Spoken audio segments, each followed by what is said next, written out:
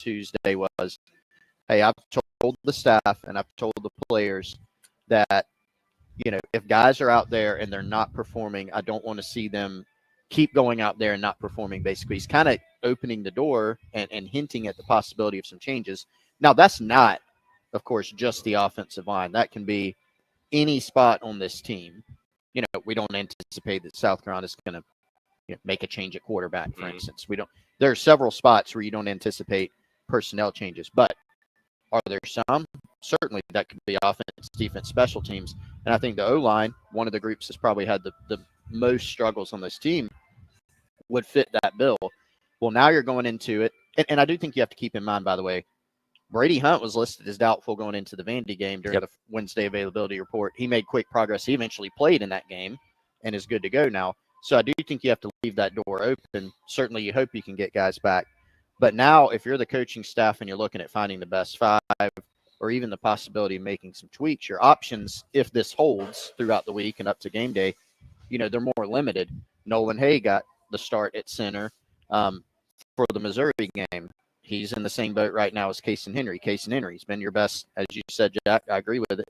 He's been your best offensive lineman overall. Your starting right tackle, he's out. So you've got some guys you can plug in, but can you find the best five? Also wonder, guys, injuries aside, do we see a Jatavius Shivers, inserted into the lineup to play somewhere? What other tweaks do we see? Point is, for a group where you're probably at least thinking about or strongly considering making some changes, if this thing holds, your options are now, more limited. Well, and obviously you're having several struggles on offense, but I'm hoping this is not starting the trend of where we're at 2 years ago, where you had a different combination of starting five every single week because injuries are racking up. And obviously one of the people that was injured throughout that season was Casey Henry, who went down, a couple plays in the North Carolina game. And I don't think he ever came back, or he did come back, but it was later on in the season. And he got hurt again. He got hurt again. And again, that's the unfortunate thing of, guys that get injured a lot is, this kind of becomes a recurring thing. And hopefully that's not the case here with Casey Henry. We don't know the exact details of what exactly he's dealing with, I don't believe. I think it was said to be a shoulder injury. Was shoulder. Okay. So he had because I thought it was his hand at first, because he had one glove on and then his other glove was off. But then someone who was listening to the radio broadcast on the Insiders Forum on the game thread mentioned that he had like an ice pack under his shoulder pads. So the thing I wonder though is, you brought up Trovon Ball, like, one would imagine he'd probably just slide back into that right guard spot, right? But they moved Boaz Stanley out of center to right guard for a reason, right? I think they maybe wanted Nolan Hay in there for maybe the communication purposes of the offensive line. My thought is, do you go back to having Boaz as the center just to get Tro in there, or do you try to rely on – because Rodney Newsom played pretty well last week, all things considered. Do you put Newsom in there? I mean, what do you do at the guard spot then? I mean, there's a lot you have to consider there. With, do you have Boaz in there for the guard or center with the communication, or what do you do there? I think you pretty much know Trees in a side man at right tackle. So there's essentially three guys for two spots right now. I mean, it just depends on which two guys I feel like you feel best about. You obviously inserted Nolan Hay in there for a reason, but now Nolan Hay may not be an option. He's not ruled out yet. Yeah. May not be an option. Let's say he can't go, then it becomes you want Newsom or Boaz at center, and then if the answer is Newsom, it is do you want Boaz or Tro at right guard? Yeah, I don't know what they're going to do, to be completely honest. I mean, I think, if you happen to get, you're probably not quite as optimistic on those guys if they were just, questionable, right? I mean, to have a guy go from doubtful on Wednesday to he's playing in the game and playing a lot, maybe a bigger leap, but we have already seen it, this year. But you're also playing offensive line, which is a position where you're literally having a collision on every single play. It's even different than, tight end or a guy playing at quarterback if he's a little bit banged up. So, something definitely to keep an eye on for a group that's looking to get better. And I don't have any info on this yet, but I do wonder, do we see any other tweaks that don't have anything to do with injuries? I think you got to leave that door open. Yeah, we'll have to see as this availability report changes over the next couple of days leading into Saturday's game against Kentucky. We'll get into what Mike Shula had to say yesterday when talking to the media in reference to the offense in the North Sellers. Coming up next, as we're live from Firehouse Subs in West Columbia. We're right across the street from Lexington Medical Center. Store opens up at 10 o'clock. Come by and see us hanging out until noon here on the game.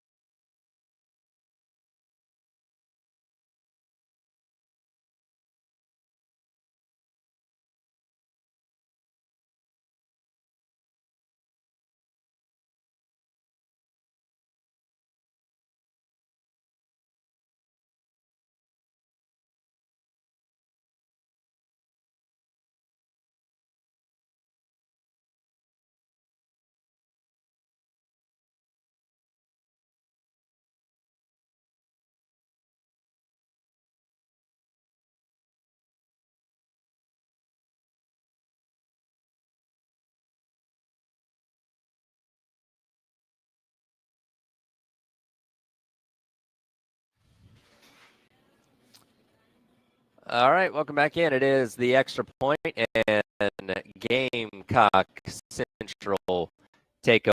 We're live out at Firehouse Subs at 2805 B Sunset Boulevard. We are right across the street from Lexington Medical Center. Again, the store opens up at 10 o'clock. Come by and see us. We were just talking about at the beginning of the show, the Thanksgiving turkey sub is back. You can now get it with a side of gravy. So we're all going to need to take a nap after the show if we do end up eating that today. As it shows you how fast time is going, because next week, October, and then boom, Thanksgiving will be here before you know it. We'll be at the end of the regular season talking about postseason stuff. And my goodness, hopefully South Carolina has a postseason destination of some sort by then. Hopefully they do. I mean, look, I think this game, can we just say this game this weekend is like must win in every regard? Like gotta have it, like no doubt.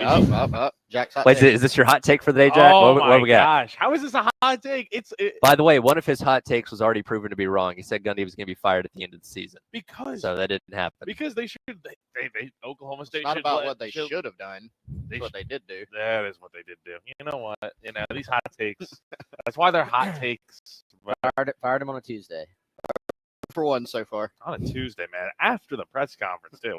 I mean, the timing was weird from that standpoint. Yeah, that's dirty work. Not Sunday.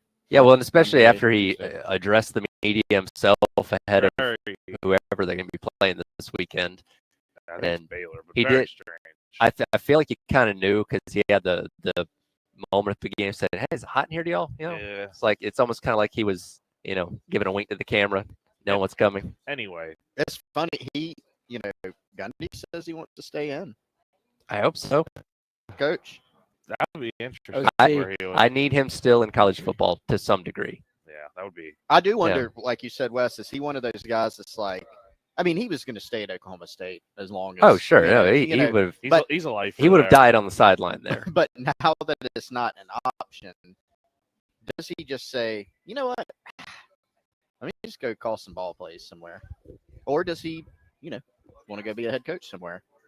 And I don't know, the SEC, the Big 12. Like he's had over the years, every time, it was always funny. Every time Tennessee had a coaching search, His name would come up. every time. Yeah. And there'd be a flirtation, and then he would stay. Him and Mike Leach. Mike Leach's Yes. name typically came up with Tennessee Totally too. agree. I think the SEC opportunities have passed as a head coach.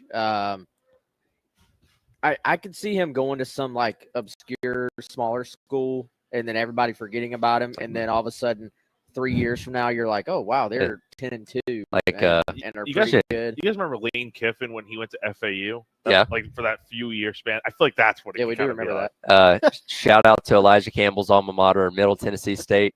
Go to a place like that. Be kind of fly under the radar for a Tough couple of years. Please come to MTSU, please.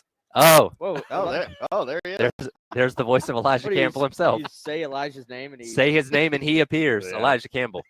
No mirror needed this time. You I just mean, needed one mention for me to be summoned.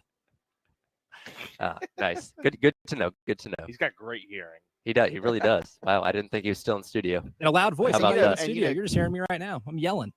I say he's a disembodied voice. Hello. He's a The spirit. spirit. Like you remember, I mean, Gundy he had this crazy track record. I mean, first of all, they almost remember there was that year they lost that one game to Iowa State. Whoa, knocking stuff over to Iowa State in overtime, 2011. double overtime. Yep. 2011, Brandon Whedon. Yep, that was the only game they We lost. got game of the century part 2. It was after you remember Oklahoma State's women's basketball coach had passed away Mm-hmm. in a plane crash, and it was like the day or the day after that, and they lost that game. And I think LSU, they would have played LSU, or like they would have played in the national championship if they would have won that game. Because LSU won the SEC and Bama went from 3 to 2 in Yep. the final That's right. BCS And Nick reveal. Saban voted Oklahoma State like number 4 in the coaches poll. No bias at all there. None at all. But I mean, he had a track record of obviously it went bad here at the end, but he would hire these OCs that would just go on, and I mean, he had Todd Monk in there. He did. Sure.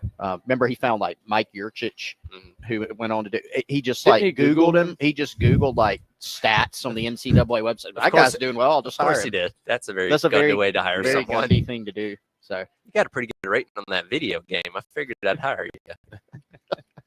it will be very interesting to see what he Yeah. does next.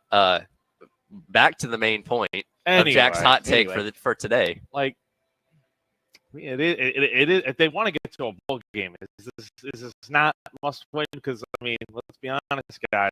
I mean, where are we seeing 6 wins if they don't win this game? It would be very tough. I'll say that much. Like, should they beat Coastal? Yes. Could they beat Clemson? Sorry, Mike. Yeah. Sorry, you. But could they probably beat Clemson? Potentially. I mean, have we watched Clemson play too? Like, Yeah. I think they definitely neither beat Clemson. one of these teams No, is feeling too neither- confident no, right now in terms no. of fan bases right now. Yeah. But And they'll probably find a way to win one of these games. They always do every single year. That it's just like, wow, they won that game. But I mean, you want to get to 6 wins or whatever beyond that. You need to win this game. You want to set yourself up as best as possible for that final 7-game stretch, which And again, going into the bye week. and go into the bye week, which features a lot of ranked teams. But again, Beamer teams get better as the season goes along, so it's not out of the realm of possibility that you could beat one or a couple of those teams that are really, really tough. But yeah, you put yourself in a better situation going into 3-2 as opposed to 2-3. yeah, I just hate must win because I feel like it gets tossed around way too much. But I mean, once you lost to Vandy and Missouri, and you start looking at your SEC opponents, and you're going, man, where are the wins if you don't get at least one in this stretch? Of those 3 games. So yeah, I think now it's still one of those things for me. Am I going to be surprised at all if this team just miraculously gets into this stretch and goes on a run where they just start playing better and wins a couple of these games nobody expects them to? No, I'm not going to be shocked just because every time this happens, I remind myself of sitting there going, South Carolina is going to finish with 6 wins after the loss to Florida with Tennessee and Clemson on deck. And I even vividly remember I went on one of those SEC radio shows on, I think it was with Peter Burns and those guys, and they're like, Wes, this has got to be a 6-6 football team at this point, right? Or something like that. And I was just like, yeah, I mean, how do you say it's not going to be? And then you go and you ruin Tennessee's season and go beat Clemson as well. So you can be dead in the water and turn it around. It is still early now. Yeah, I mean, realistically, like, that's not a good way to live. Like, you don't want to do that every year, right? Yeah. Like, at some point, you want to feel like you have a little buffer as opposed to being on the edge every single time. So, yeah, you need to win this weekend because, honestly, it is your most winnable SEC game just in terms of opponent. Yeah. And it would be another home loss. Like, I think you've got – when you split, when you have 4 road games and 4 home games, as tight as the margins are on all these games, you got to find a way to win most of your home games. You've already lost one to Vanderbilt. You got Willie B at night. Mm-hmm. Typically, those are games South Carolina has won almost regardless of opponent since Beamer got here. SEC night games, they've done very well in those games. And so, I don't know. I was being tongue-in-cheek about, like, hey, the whole must-win thing. You're still going to play the rest of your games, but the negativity around the program, if you lose to Kentucky, will reach a toxic.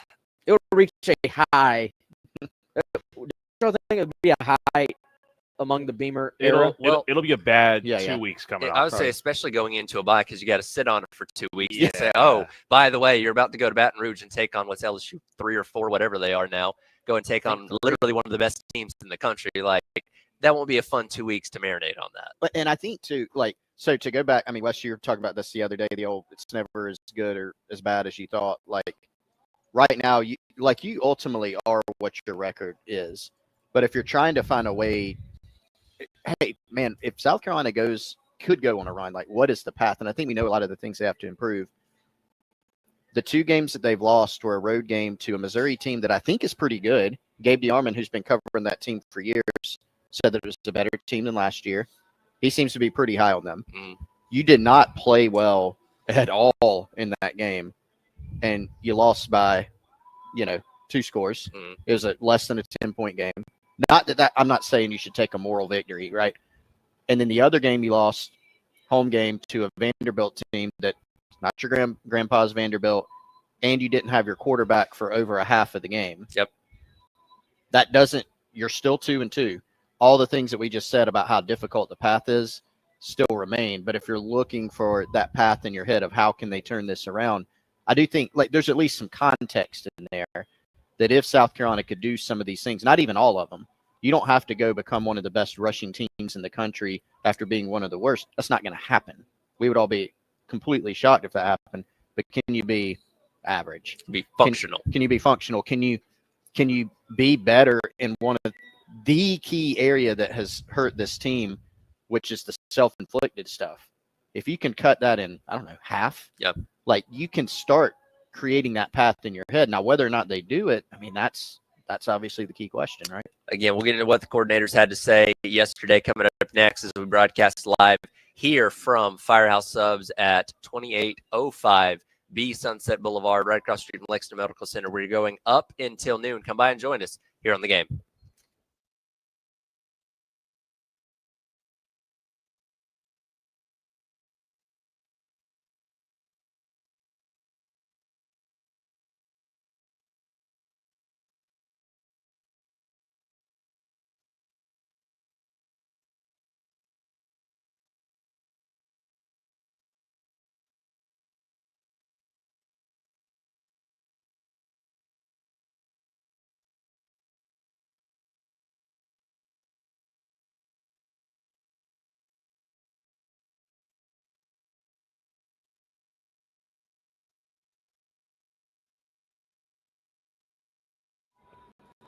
Everyone knows that AAA Heating and Air has the best HVAC replacement options in the Midlands with their guaranteed financing, no payments or interest for 12 months, and a 15-year parts and labor warranty. They're hard to beat when you need a new system. And let's be honest, guys, there may come that point just randomly during the day where your AC unit goes out, your heating's not working.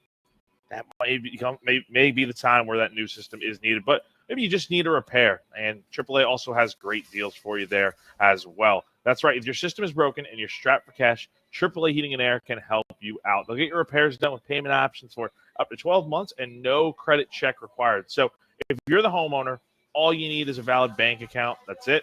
That's all you need. So don't wait. Call AAA Heating and Air today and get your comfort back on track. AAA Heating and Air. Comfort you can trust.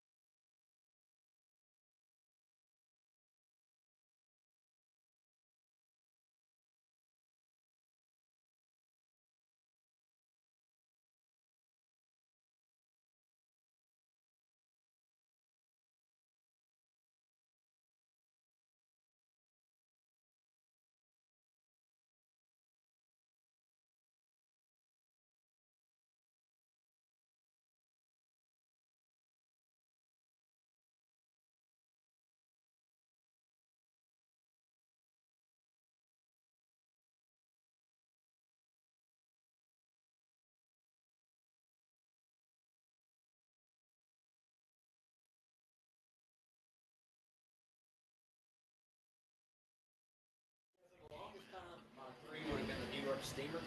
Oh, that one is so good. That's probably my favorite. Welcome back in. Extra point. Gamecock Central takeover live at Firehouse Subs in West Columbia, across the street from Lexington Medical Center. Again, store opens up at 10 o'clock. Come by and see us, hang out, and we're getting you set for South Carolina and Kentucky, which we'll take a deeper dive into Kentucky coming up in the next hour. But the coordinators did talk yesterday, and obviously the man everybody wants to hear from right now is Mike Shula. And one thing that he was asked about, I can't remember if this was you that asked about it, Jack, or somebody else, but Hey, Jack was throwing some great questions this week. listen, Jack has been on his game. Jack has been hitting them out of the park here recently. Very, very blunt questions. But how about him, I have to apologize. how about him softening his question a little bit to not tick Shula off by saying which one? what you just said? Sorry to be blunt. Oh, yeah. yeah. Well, I said, look, because in my head, I'm like, all right, I'm going to say apologies to be blunt because I feel like it was pretty blunt.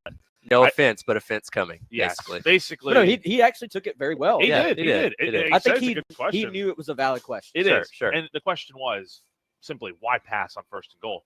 And let me just preface this. And Wes, I think you feel the same way. I can't remember if Chris. I know Chris has commented on it, but I can't remember if he feels the same.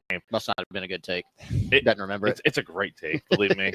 But I think the pass play was actually, I think it was good. I think the play itself was fine, but running it on first and goal, I think that was probably the wrong move. Maybe run it on second or third down. You know, Well, if you run it on third, they're much more ready for it. that's true. That's true. If you're at the 2 on third down, they're going, they may throw here. I think first down, as much as, early on, I don't know if opposing coaches feel this way, but fans certainly feel like Shula has been kind of conservative. You stick to the running game. You're down there. Like Sellers has thrown at that point several dimes Just in the threw game. a 43-yard pass right there. Yeah, before that.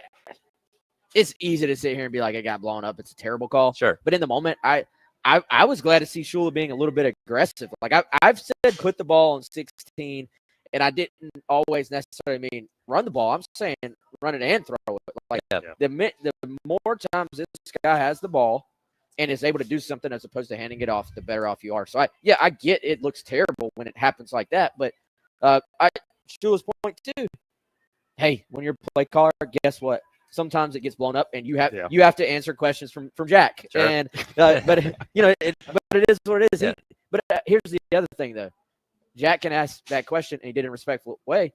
That gives Shula an opportunity to explain it as well. Like it's not you can ask a question without questioning, saying like, what were you doing, you idiot? You're just saying. And people want answers on that stuff. Well, that's the thing. and he gets to explain it. I was actually having this conversation with Kale the other day when he was producing for us because we were listening to the Beamer press conference. He's like, man, why don't they just ask this, or this? Like very directly, very bluntly. And, there's that relationship again that you guys have with coaches and other people within the organization that, you don't want to fray that by, asking a question like, hey, idiot, why'd you call that on first down or whatever? Like there's a way you can ask those questions, still get your answers, but also having to be respectful of the position they're in and trying to manage that relationship that you guys have as media members. Well, when you wish upon a star, you may get your wish, and I'm glad we got the answer to that though, because at that point no one else had asked about it, Sure. so it's like, why not? I think the bottom line is, like, to your point, Wes. Whatever down you call that on, you may say go up there and run the ball 3 times. If you go up there, run the ball 3 times, get stuffed, then or 3 or 4 times, because Beamer said in that situation I might have gone for it. So Sure. 3 or 4 plays. The reality is, if you call that play on first down and it doesn't work, that play just should have not worked, right? Like the ball should have been thrown away if it wasn't going to work. We all know that. That was the main problem with that play. Yeah, you missed a block. Regardless of all that, that ball's got to be thrown away.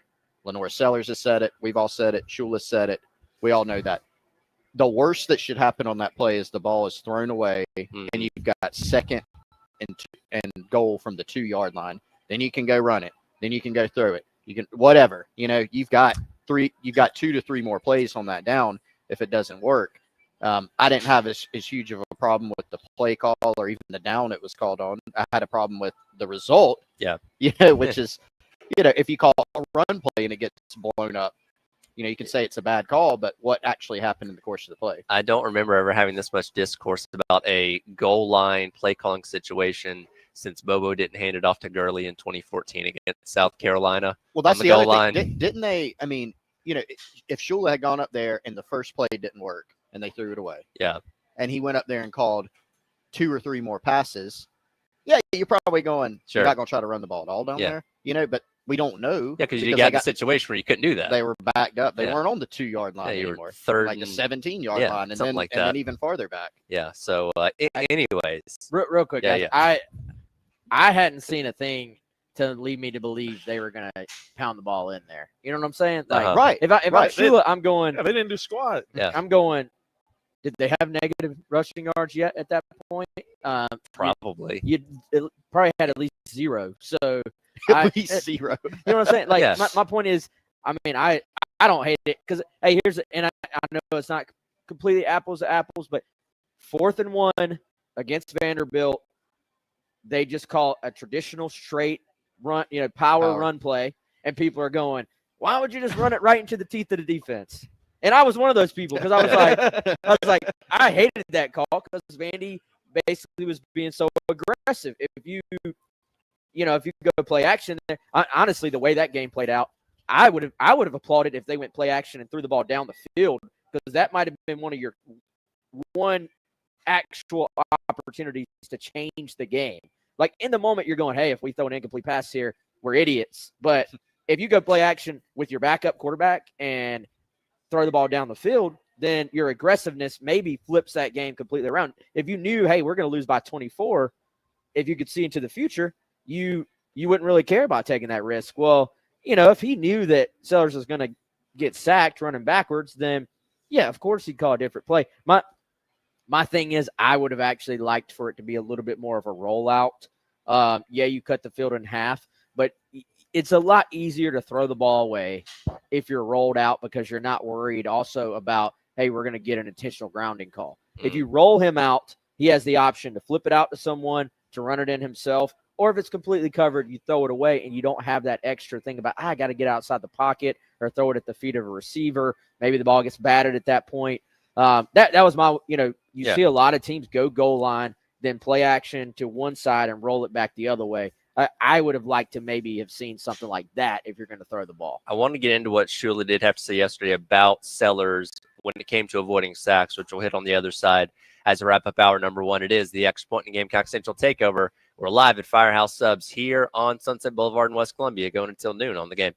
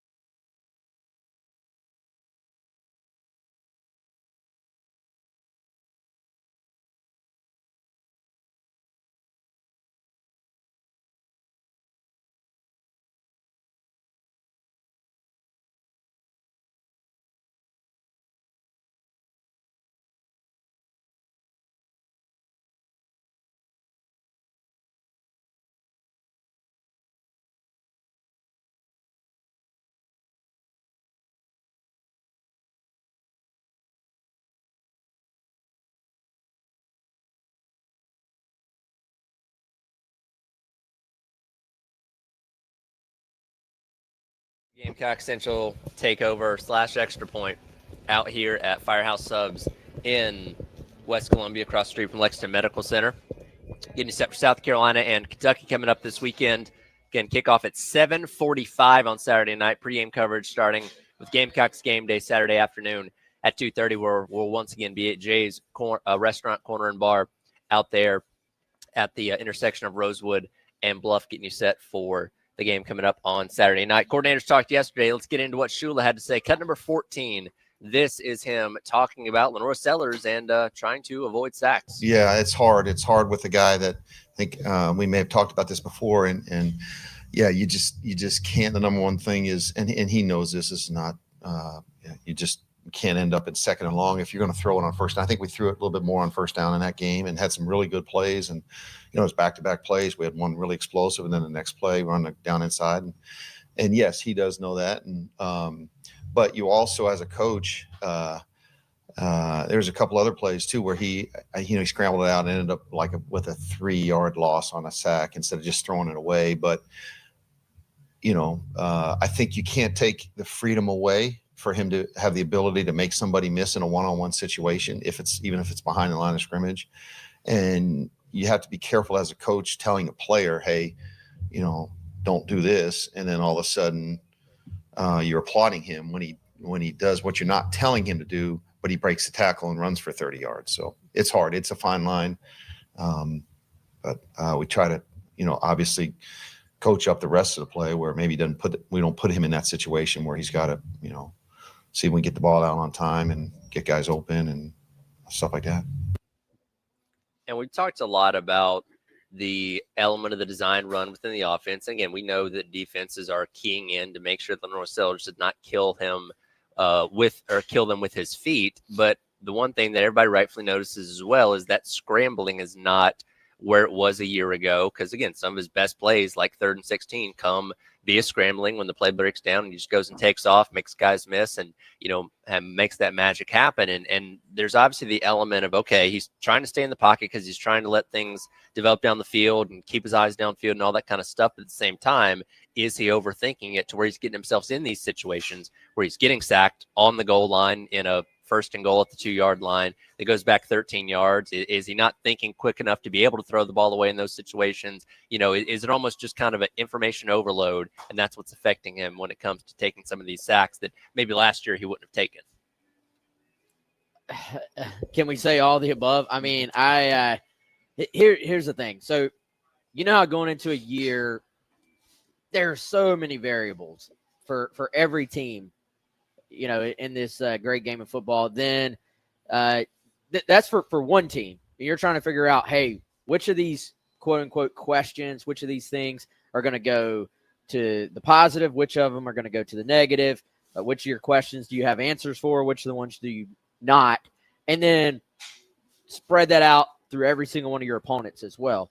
It's why college football is so just wholly unpredictable. Well, here's the thing.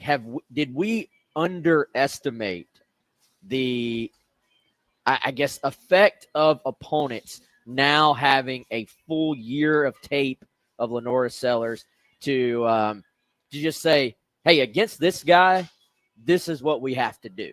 And, I think as the year went on, I'm sure as teams saw more and more of him, they were going, even last year, they were going, hey, 16 is the guy you have to stop on this South Carolina offense. And, we talked about this a few weeks ago. As much as people seem to think, hey, South Carolina offense has been bad for a long time, they were number 2 in the SEC last year in conference games in points per game. So when Sellers got going, they were scoring points against good defense, against good opponents. And so I think you have an entire offseason of teams just going, you know what? We can't play man coverage against this guy. We have to zone up. If we do man up, we have to basically put 2 spies on the guy. Now, I think a lot of people are saying, hey, we're gonna put our guys in zone, but it almost looks like a couple of these linebackers, because they're already dropping back into coverage anyway, they're almost like soft spies, I guess. I don't know if there's a name for it, but they're saying, look, yeah, dropping back into coverage into your zone, but your eyes are on 16. And that's how you play zone defense anyway. But it seems to be to an aggressive stance of if 16 steps up, you go get him. And, I do think that opens up some things in the passing game for you. But until teams have to abandon that, this is a lot of what you're going to see. Right now, Sellers has, according to PFF, again, we always take it for a grain of salt, but it is a good judge. He has 8 scrambles this year through now 4 games. So you're talking about just 2 times per game that he's taken off and gone and made a play. That number still seems a little bit low for me, trying to kind of recall how the games have played out, but maybe not. I mean, for a guy who's so good at getting out and going and making things happen, that is a crazy low number. The other thing that stands out to me too, yes, the protection has been not good enough, certainly this past week. But right now, his pressure to sack percentage, hang in here with me. It sounds like one of those made up things, but 31.6% of the time, which means when he gets pressured, almost 32% of those result in a sack. And you may say, well, Wes, that means nothing to me without context.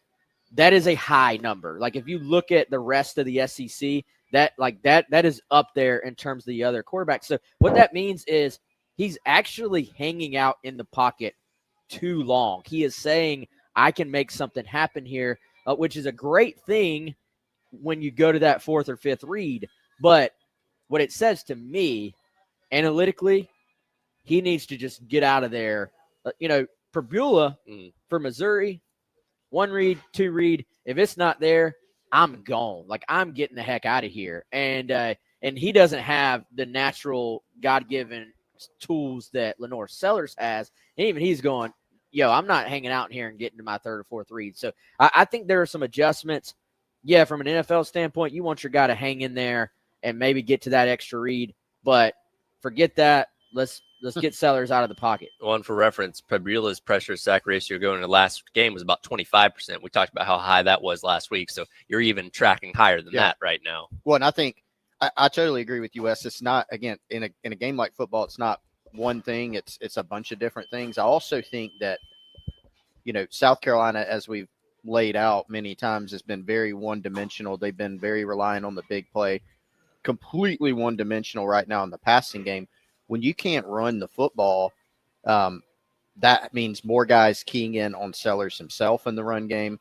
That means more guys flying down into the box. Yes, it's opened up some passing game opportunities for you. Defensive coordinators going back and looking at the Missouri game tape, they're going to be like, all right, we've got to make sure that we're protecting the back end too.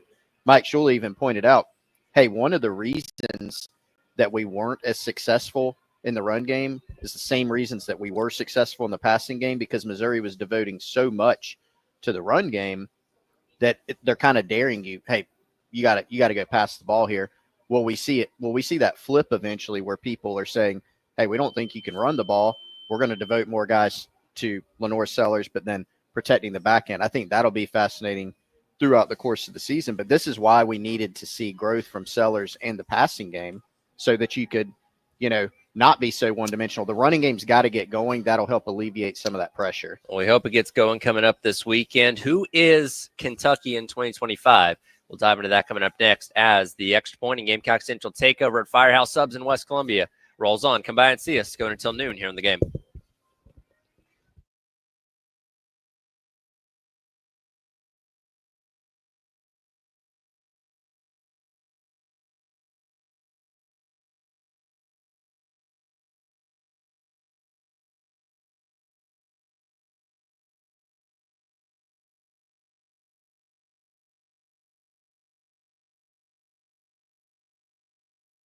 Friends over at Twin Peaks. Nobody does happy hour quite like Twin Peaks. Whatever your preference, they have everything from tequila cocktails and an extensive bourbon category to top shelf spirits and cocktails served over ice balls. Local craft beers and handcrafted whiskey cocktails round up an adventurous drink menu that is truly second to none. Do not forget about those 29-degree draft beers either. Are you looking for a job where you can have a ton of fun and make some great money? Twin Peaks is the team for you. They're always looking for Twin Peaks girls, cookers, cooks, bussers, ball racks, and more. If you want to work for Twin Peaks, text work the number 4 TP to 85000. Again, that's work the number 4 TP to 85000 if you want to join the Twin Peaks team. We always appreciate our partners over at Twin Peaks.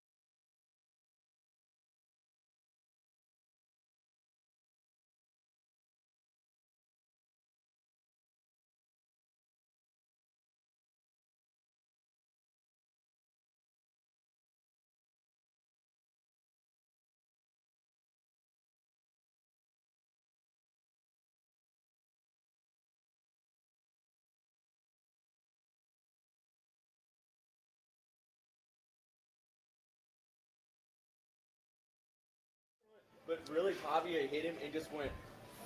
It looked like he kind of hit him a little hard. He hit him hard, but he bounced off like 10. All right, welcome back in hour number 2. It is the Extra Point and Gamecock Central / also Garnet Trust Hour presented by Krantz Cooling and Heating, since we are on a Thursday here on the game, as we're getting you set for South Carolina and Kentucky coming up Saturday night over at Williams-Brice Stadium. Again, we'll have coverage for you all day long right here on the game, starting with Gamecocks game day Saturday afternoon at 2:30. And this is a opponent we're going to be seeing every single year for the foreseeable future, as they are officially on the annual permanent opponents going forward. What do we know about Kentucky this year? What's our opinion of the Wildcats? They've only played 3 games, so they are coming off of a bye. They've played Toledo, where they didn't look great. They played a spirited, tight game against Ole Miss, lost that one by 7, and then they blew out Eastern Michigan 2 weeks ago. Not a lot you can take away from that game. So, and I feel like we can say this about a lot of teams in the SEC, because I believe Ole Miss and Carolina are the only 2 that have played 2 actual conference games so far. Still a lot of questions about this Kentucky team. So I think a lot of our opinions of them are still kind of based on what we saw a year ago, where they went 4-8 and definitely underachieved compared to where they thought they were going to be at the beginning of the season. Yeah, I think people coming into the year, I think myself included, all thought Kentucky was going to probably be like bottom of the SEC, if not the worst team in the conference. And they played pretty well against Ole Miss, all things considered. Now, is that just a thing where Kentucky plays well against Ole Miss in general? We'll find out this weekend, but it does seem like they really like running the football. They have Seth McGowan, who's been off to a really nice start this year. And what do we know about teams that run the football against South Carolina? Well, Missouri did it really well last week, and that's where they won that game. So if you're Carolina this week, and you're facing a freshman quarterback also in Cutter Bully, I mean, you got to go out there and really try to slow down this run game first and foremost. Yeah, we'll get into Cutter Bully a little bit more specifically coming up in our own segment coming up in a minute. We'll let you hear a little bit of what Mark Stoops had to say about him, because, yes, this will be his 3rd career start, first one ever on the road and first one ever against an SEC opponent. But you're right. They do have an identity of trying to run the football. Again, they've always kind of been that type of team, and they have a couple running backs, like you said, and Seth McGowan and Dante Dowdle that are very efficient. They combined for 172 yards on the ground against Ole Miss a couple weeks ago. So again, that's going to be their MO coming in here. And they probably look at what an Ahmad Hardy and the Vanderbilt offense did against South Carolina in the past couple of weeks and said, okay, we feel like we can get this going on Saturday night. I thought it was interesting, Beamer being like, hey, I'm already very familiar with one of these guys. And you have 2 backs who are, kind of journeymen. Like, they've both bounced around. They've both been at several other schools. But coming here, really, I think running the football hard and making people miss, breaking tackles. And, I think for South Carolina, this is a little bit more of a gut check times 2. And, last week was a gut check. I think just could you bounce back from that Vanderbilt game? And obviously they would have loved to and needed to win the game. They did not. But this is a gut check, I think, in terms of if I know anything about Mark Stoops, this guy is old school. He wants to play defense. He wants to run the football. I think he's going to smell blood in the water, and I think he's going to say, look, yeah, we have a young quarterback going to Williams-Brice Stadium. We know what that's like. I think he's going to give these 2 guys the ball, and he's going to dare South Carolina to stop them. And, I think if you are the staff, you've worked on tackling a lot this week, they've said. But I think this is going to be just as much of a mental thing as anything. Like, these guys are coming – they're going to come downhill at you, and you're going to have to be ready for it, and you're going to have to be kind of prepared for an old-school SEC battle. This is a 1990s SEC game, potentially, at least when Kentucky is on the field. And it's interesting. So, to me, Dowdell is more like off the ball, doing all the other things like pass pro, catching the football out of the backfield, the little things coaches love. He's a little bit in that aspect. McGowan, not so much. But in terms of doing some of the things Ahmad Hardy did last week, not to the extreme that Hardy is, but making you miss, creating things, making something out of nothing. To me, he is the better running back with the ball in his hands. And so be on the lookout for him this week. Can South Carolina tackle him? Can they eliminate some of those issues on defense? I think you're already moving it up the board. If you were creating keys to this weekend, that one is very, very high on the list. Last week, or not last week, but the week before, Kentucky, Ole Miss, like you pointed out, Tyler, that was a close game. Kentucky falls by 7. Seth McGowan went 15 rushes for 93 yards and 2 touchdowns. And for the season, both those guys over 5 yards a carry, one of them close to 6. That's against an Ole Miss team that Lane Kiffin, all those guys they had on their D-line last year, he said some things that lead you to believe he thinks they're just as good or maybe better. That really catches your attention, right? Because this is a Kentucky team that, they've got a veteran group up front on their offensive line, coached by Eric Wolford, former Gamecock assistant. South Carolina dominated the line of scrimmage last year in that game, as we saw, particularly, getting after the passer, getting after Brock Vandegrift, who was their quarterback last year. This year, obviously a different ball game with the personnel. 3 of the 4 guys you had starting against Kentucky last year are no longer on the roster. They're in the NFL. And so I do think I agree with you, Wes. It starts with the run game. And then if you're South Carolina, of course, offensively, what can you do in this game? Mark Stoops' defenses, they haven't had a great year this year so far through the first few games, but they're always going to be tough, physical. They're going to present some challenges to you.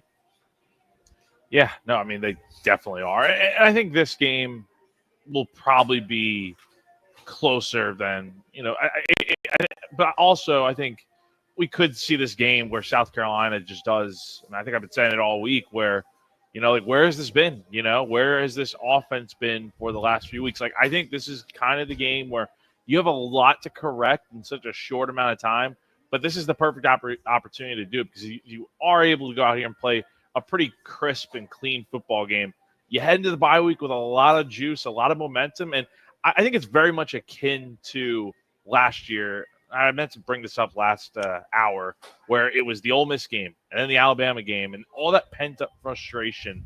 I remember Mazio Bennett sitting at the podium against Alabama, and he was just so pissed off about the fact that they lost that game to Alabama when they felt like they should have won that game, but they made too many mistakes. And that's kind of what I see here with Beamer talking, and they know they need to correct it. It's a lot of things that have gone wrong, but this is the perfect opportunity to do it. And if they can, head into the bye week, and then you get ready for an LSU game. Who knows what can happen? There's a lot of similarities between these two teams, and in terms of what the value of this game means to both of them, in terms of what it's going to mean for the rest of their season. But I do think it's interesting reading some of their sites and listening to like KSR and stuff like that about the topics of conversation going on around this team is they're pretty displeased with their offensive coordinator as well. Bush Hamden is in his second year as the OC there, and last year wasn't great, especially when we look at the splits between how they fared against SEC teams and teams outside of the Power Four, and it's a pretty significant drop-off when you're playing conference opponents, and didn't get off to the greatest start this year. I know it was a close game against Ole Miss, but the offense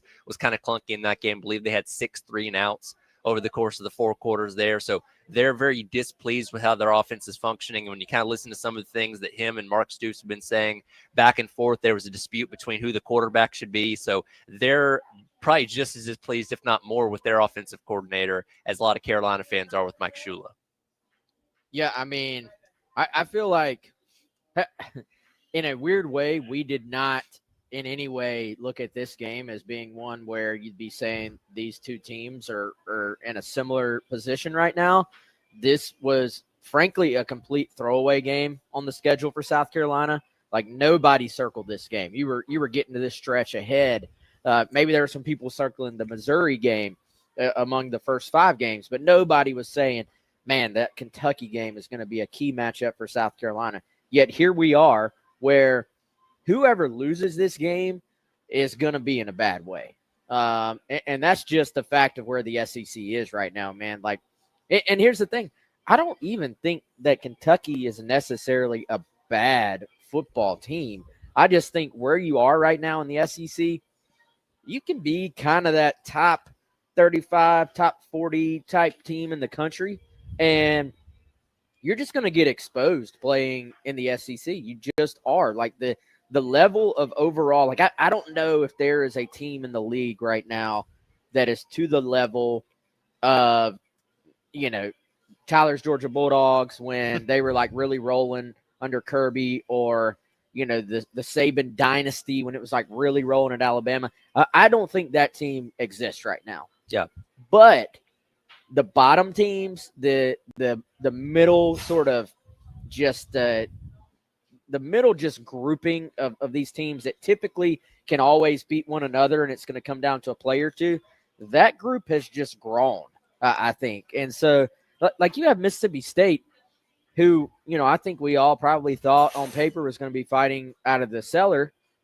What do? They beat Arizona State, who went to college football playoff last year. So that's just where you are. And if you're South Carolina, you get going and start winning a couple of games, you can pull out of this thing very quickly. Now, you lose this game and start 0-3 in the SEC, then you're going to be in the bottom of the conference. Like, that is just the reality of it.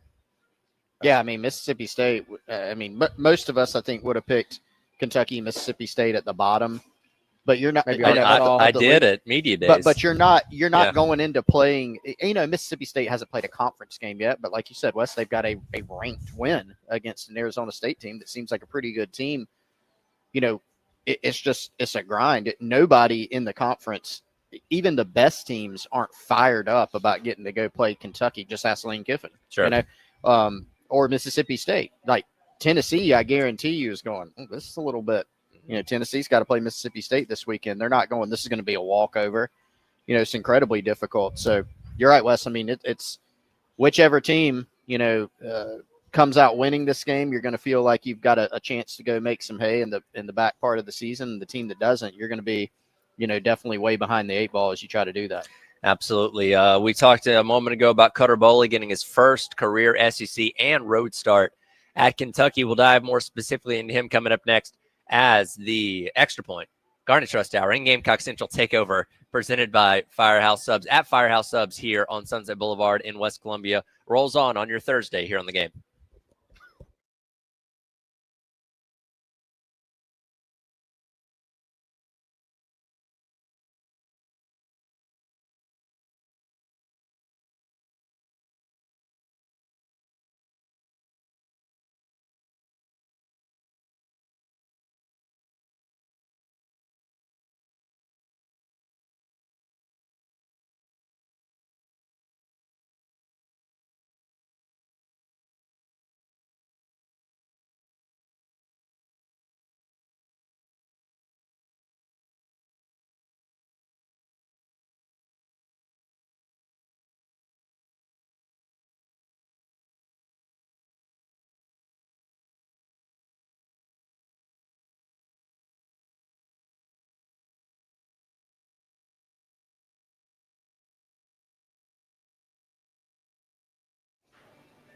All right, let's tell you about our presenting sponsor every week of the Garnet Trust Hour on the game. It's our friends over at Krantz Cooling and Heating. Always appreciate Justin Krantz and their local team since 1983.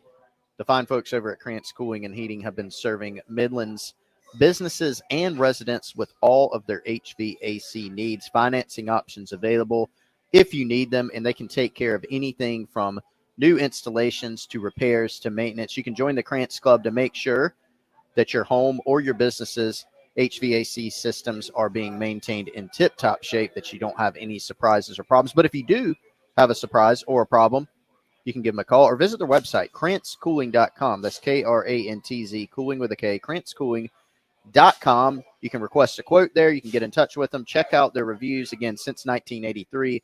I've trusted them. Wes has trusted them too. So can you. krantzcooling.com.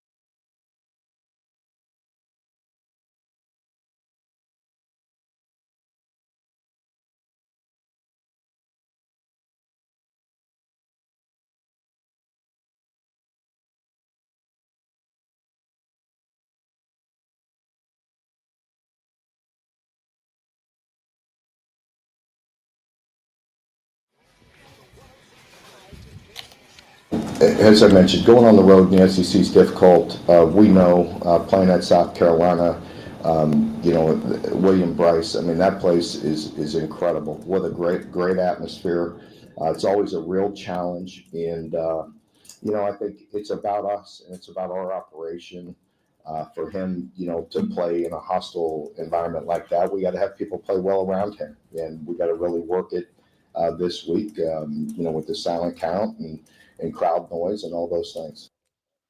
Welcome back in. It is the Garnet Trust Hour presented by Cran Schooling and Heating. We are live at Firehouse Subs here in West Columbia, right across the street from Lexington Medical Center. Store is open. You can come by and see us. We are just finishing up the turkey Thanksgiving sub, which is phenomenal, and the gravy takes to another level. I think we can all attest to that as we are, again, getting you ready for South Carolina and Kentucky coming up on Saturday night over at Williams-Brice Stadium. That was the voice of Mark Stoops, who, of course, is the head coach of the Kentucky Wildcats, talking about Cutter Boley, who's getting set to make his first career SEC start, first career road start for the Wildcats coming up on Saturday night. Zach Calzada, the long time ago A&M quarterback that went to Incarnate Word, that transferred back, started the season. It was less than, great so far from what we saw of the offense out of him. Got hurt against Ole Miss at the end of that game. Cutter Boley had to come in. He started last time out against Eastern Michigan, and now is going to get the go this upcoming weekend as well. It seems like I talked about that kind of internal strife between, Mark Stoops and Bush Hamden. It seems like Mark Stoops wanted Cutter Boley to maybe be the quarterback all along, and Hamden was more in line with Zach Calzada. Obviously, injury forced Boley into action. And look, four-star kid, local out of the Lexington area, that they were very excited about. And again, has been on campus for a little over a year now. Played as a redshirt freshman, started against Louisville in their loss last year, and now again faces what should be his toughest test against Carolina on Saturday. Doesn't it seem like this is a little different than just Calzada is hurt?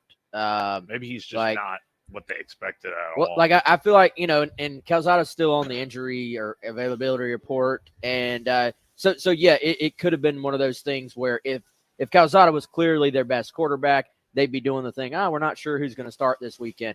It seems to me like this is an opportunity for Cutter. Got two Cutters in this game. For him to step in and take this job and actually run with it, I think. And so just the way they've handled it feels slightly different than just, hey, our backup quarterback is playing because Calzada is out. He's hurt. I think if he was clearly the best, or if he was clearly the guy they wanted to start in this game, they would wait until later in the week to see. It's been interesting how much there's been a lack of continuity at the quarterback position for Kentucky. It's been transfer after transfer after transfer. I'm trying to think, has South Carolina played Kentucky with a same starter from the year before? Ooh, that's a good question. That's a good trivia question. Surprised Tyler didn't come up with it. Still my thunder. So let's see. They faced the closest thing would be Will Levis. He was there. Yeah, I was going to say Will Levis. But Levis's second year, he was hurt. He was hurt, and they started number 12. Sharon. Yeah. Yes. Yeah. Which, by the way, was the guy who broke the curse. Hopefully, with everyone of backup quarterback. The backup quarterback's going to be a Heisman contender after this. So there been Devin Leary in 23? Yep. Right. 24 was Brock Vandegrift. Brock Vandegrift. That's the game where we figured out. Ooh, maybe Brock Vandegrift. Maybe it isn't going to work out for him, and he ended up retiring after last year. Retired. I mean, He hit LinkedIn. yeah. By the way, again, I'll say it again. Hey, more people need to do it. I'm always weary of 5 stars that come from very small schools, and Brock Vandegrift is my shining example of why. Well, so you were leery down on of him? Gunnar Stockton? What's that? You're leery of Gunnar Stockton? Well, Gunnar Stockton is proving a lot more than what Brock Vandegrift has proven so far. But even when Brock Vandegrift, I was concerned that he came from Prince Avenue Christian, which has a population of 12, and they played up against guys that were this tall when Vandegrift was 6'4". So me and Wes. Obviously, it ended up. Not there's anything wrong with that. Ended up being a problem there for Vandegrift. So again, I'm always leery about guys like that. Yeah, but who was Kentucky's quarter 2020? Terry Wilson, Scary Terry. Terry Wilson. He's the wide receiver, right? That was Lynn Bowden. That was Lynn Lynn Bowden. Bowden. Sorry, Bowden. I got those guys confused. Who Because was they the just ran quarterback? him Yeah. the entire time. Now you got me like just. Who started looking in back at Who box started in scores. 2021? That's what. Was that? You said 2020 though, right? Yeah, you did. Oh, I did say 2020. Oh. Okay, so 21. So was that 21 you meant to say, or was that 20? Yeah. But What I said originally was I correct. mean, I wonder how many years now this is, like Wes said, like of facing a different quarterback every year, and that's got to be a challenge in a way. I asked Clayton about that yesterday. I don't know if we want to play the clip or not, but just what is it like? Because again, there's minimal tape on this guy. I mean, you have the start against Eastern Michigan, you have the sample size against Ole Miss of 3 passes. He started against Louisville last year. Well, that's what I'm saying. Yeah, the sample size of watching tape. I mean, there's enough there, sure, but it is still relatively small compared to a normal starter. And one thing to know about him throughout his entire tenure so far, against some garbage time stuff last year, and having started a couple games, he's only completing about 50% of his passes. He does struggle to get those completion numbers up. He's thrown a couple interceptions, put the ball in harm's way, that kind of stuff. So he's not a finished product by any means. He does have a lot of newness to him at quarterback, which you would expect out of a guy that's still that young in his tenure. And we spoke earlier about how important it's going to be in this game to stop the run with obviously McGowan. And by the way, with McGowan, interesting thing, I think you mentioned it earlier maybe, but him and Beamer have that connection of, they were at Oklahoma together in 2020. So which shows you how old he is. Exactly. So stopping the run is going to be critical in this game. But I almost wonder if you're Clayton White and you're this defense, what takes more precedent, stopping the run or making life really tough on Cutter Bully right out of the gate? If you stop the run, you make life tough on Cutter Bully. I think it goes hand in hand. Yeah. Okay. There you go. So, there's your easy, answer. Easy game plan, guys. Actually, you know what? How much 2 tight ends does Kentucky run this year? I know they typically run that a lot. I don't know if our guy SEC StatCat has like the breakdown on the percentages. He probably does somewhere in his brain, if not on his website.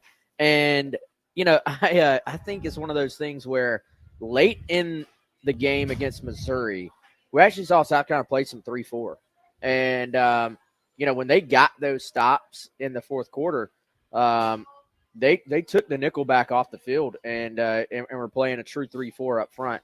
And now Gabe Dindy and his status, does that play into this discussion? Yeah. But they had their 3 kind of co-starters. So Goodwine, Dindy, and Nick Barrett were all on the field, sort of pinched inside as true down linemen. Then you had BT, and they had trying to think. It was basically their regular package, but there was no nickelback and 3 defensive tackles. So Dylan Stewart was the other edge until they took him out after he dumped that guy. But I just wonder, like they typically try to major in their 4-2-5. Like they're gonna stick in that thing most of the time, even regardless of personnel. But a game like this, and knowing what you saw last week in terms of not stopping the run, I just wonder if you want to get a little bit heavier up front in this game. Now that in theory takes Kilgore off the field, but can Kilgore play safety in 1 week? You know what I'm saying? Like, can you get him ready? Now he's a sharp guy. You have some guys banged up at safety. DQ Smith is banged up. Yeah. You had, I don't think Peyton Williams would tell you he didn't have his best game last week either. David Busey did a nice job filling in. So could you possibly go 3-4, play Kilgore at safety, and just get a little bit heavier against a team that typically is in kind of those pro-style sets with a couple of tight ends? Completely unrelated, but to bring it back, last time Kentucky started the same quarterback against South Carolina 2 years in a row, 2016 and 2017. Both Kentucky wins. Can anybody guess the quarterback? No, you can't. There's no way. 16 and 2017. No, you're not going to get it. Give me the score of those games. All right, 20. Let me make sure I'm not getting them backwards. 2016 was 17-10 Kentucky. 2017, 23-13 Kentucky. That was the 2017 game was the one where Carolina scored on the first play from scrimmage, Debo Samuel, and then the air went out. And got an interception on like the next drive, and then from there, things kind of went downhill. Wes seems like he's trying to conjure it up. That was around the depths. time when Benny Snell was their running back. Oh yeah, Benny Snell was Kentucky was pretty. I cannot good those remember years. their quarterback to save my life. He wore number 15. Oh, if that helps you. All right. No, So to not have more dead air. Just tell us. Steven Johnson. I wouldn't have got there in never a million years. And also, if you gave me a random name generator, sounds like the name you'd spit out, Steven Johnson. And in Sounds pretty 2019, Kentucky started someone that I had completely forgotten named Sawyer Smith. Started at quarterback for them. Sure, I believe you. Random name generator. That was the game. That was the Muschamp game that South Carolina just ran the ball all day. Yeah. Right. Yeah. That was the nub side. Yeah. Comment. Yeah. Ran the ball. 12 personnel, nub side. That was what sort of made them go to putting Lynn Bowden at quarterback, because they put him in at quarterback at some point in that game, and then at that point for it, they watched. What's my guy's name? Sawyer Smith. Yeah, that sounds made up. They had seen enough. Sure. They saw Sawyer Smith play and moved a receiver to quarterback in the middle of the game. We'll get into some advanced analytics coming up next. Parker Fleming, better known as Statso War, is going to join us on the AAA Heating and Air phone lines as the Garnet Trust Hour, presented by Krantz Cooling Heating, rolls along from Firehouse Subs in West Columbia on the game.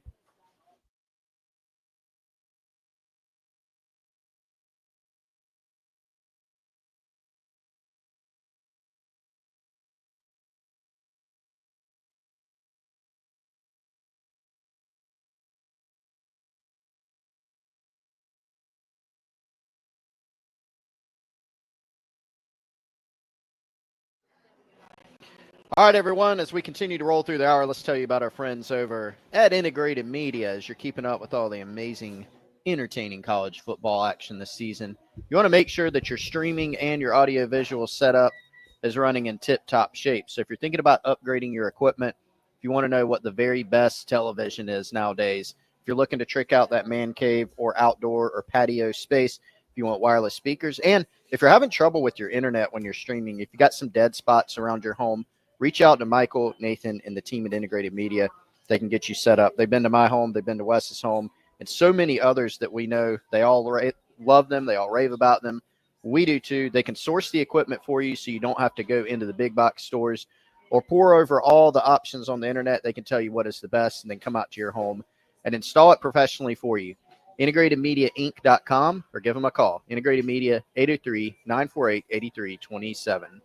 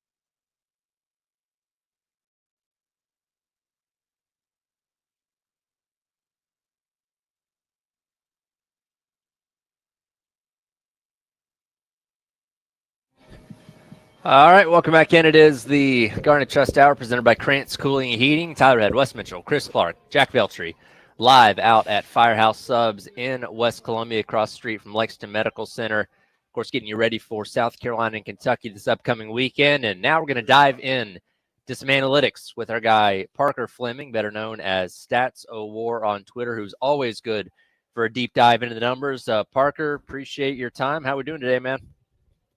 Doing great. Excited to talk a little ball this morning, and appreciate you guys having me on. Absolutely, man. We appreciate you being here. Looking through some of your graphs over the first couple of weeks of the regular season, one of your interesting ones is did we really get beat that bad? And unfortunately, Carolina did lose their last 2 games, but thought it was interesting. On your graph, you have them being a lot closer to Vanderbilt, a game they lost by 24, as opposed to Missouri last weekend, a game they only lost by 9, which, again, it probably has a lot to do with the offensive inefficiencies throughout both those games. But very interesting to see a game that you lost by more was technically closer than a game you only lost by 9. Yeah.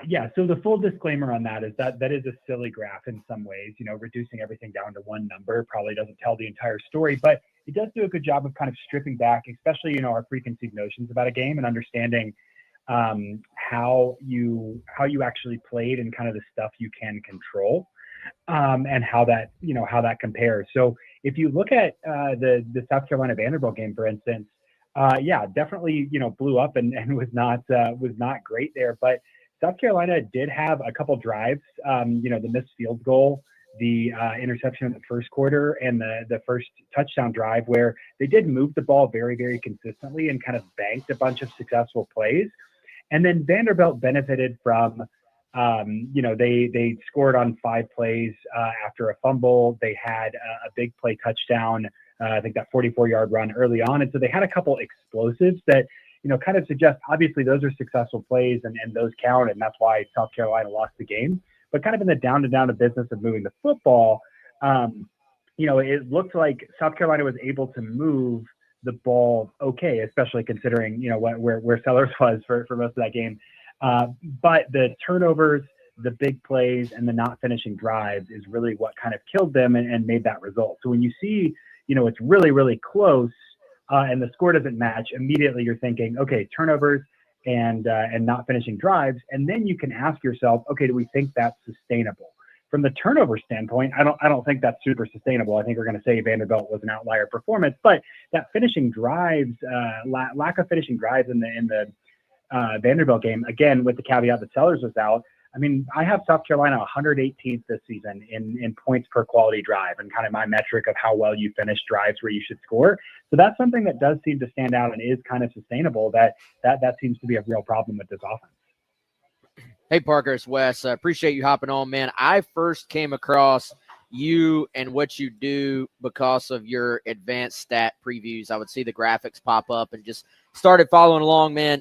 They're outstanding, and I would encourage everybody else. We'll let you tell everybody about your website, too, here in a moment. But what does your advanced stat preview tell you about South Carolina's matchup with Kentucky this week? Was there just an area or two that maybe stands out to you in the context of like, hey, this could be a key to this matchup this weekend? Yeah, everybody wants the projected points and win probability, and those are useful, but I think it's more fun to kind of dive deep a little bit. So I'll say those. I have South Carolina by about 2 points, a 53% win probability here. A couple stats that stand out. Kentucky has a huge split on offense in expected points added, EPA, for rushing and dropback. They're 26th this season in EPA per rush. They're 110th in EPA per dropback. South Carolina's defense kind of has an opposite split. They've been really, really poor against the rush, 83rd overall, and 45th against the pass there. So it's kind of a worst on worst, best on best situation here for the when South Carolina's on defense. How does their run defense stand up to Kentucky? And their pass defense, can they take some pressure off of the run defense by, putting guys into heavier boxes, coming up with some creative ways to fit the run to account for that, knowing that they're not going to get as tested in the run game, in the pass game there. That's one that stood out. Another one is looking at field position. We know that matters. We know South Carolina's had some issues with turnovers. That's one big way that field position kind of manifests and matters is, if you're turning the ball over, you're giving your opponent better field position. Kentucky is 4th on offense in starting field position and 5th in defense of starting field position allowed. South Carolina is 36th on defense, but they are 67th. They're starting their own drives just ahead of their 25 at the 26.7 yard line. So some issues there where, if South Carolina is not careful, they're going to be giving Kentucky short fields and they're going to have long fields and have to sustain success and avoid those mistakes over a longer subset of plays to get down the field. Last one I'll call out, 3rd and 4th down success rate has not been good for South Carolina. They're 113th in the nation, averaging, converting just about a third of their late downs into first downs. Kentucky's defense is 23rd, allowing 31% 3rd and 4th down success rate. So those are 3 factors that kind of stood out to me when I looked at this graph to kind of preview this game and understand how South Carolina's run defense will hold up, how the field position battle dictates what South Carolina has to do on offense, and if South Carolina can find ways to convert this 3rd and 4th down situation. Parker, what's going on, man? It's Jack. Hope you're doing well. I wanted to ask you just a little bit about the running game because it's been an obvious struggle for South Carolina this year to go along with everything else you just mentioned there. We know the stats aren't good with the rushing yards per game and stuff, but what do the numbers more in depth tell you about why South Carolina just has not been able to move the football on the ground? Yeah, so it really starts from, I like to start from EPA, expected points added, and kind of work down. So I have them at 85th in EPA per rush, and there's some control for volume and opponent in that. But they are 46th in rush rate over expected, and that's a very convoluted way to say they're actually passing more than the average team would in any given situation. And so the rushing volume might be one, they're choosing to pass rather than rush in kind of those close situations, and they're not able to rush well because they're rushing in more obvious power situations and they're not able to convert.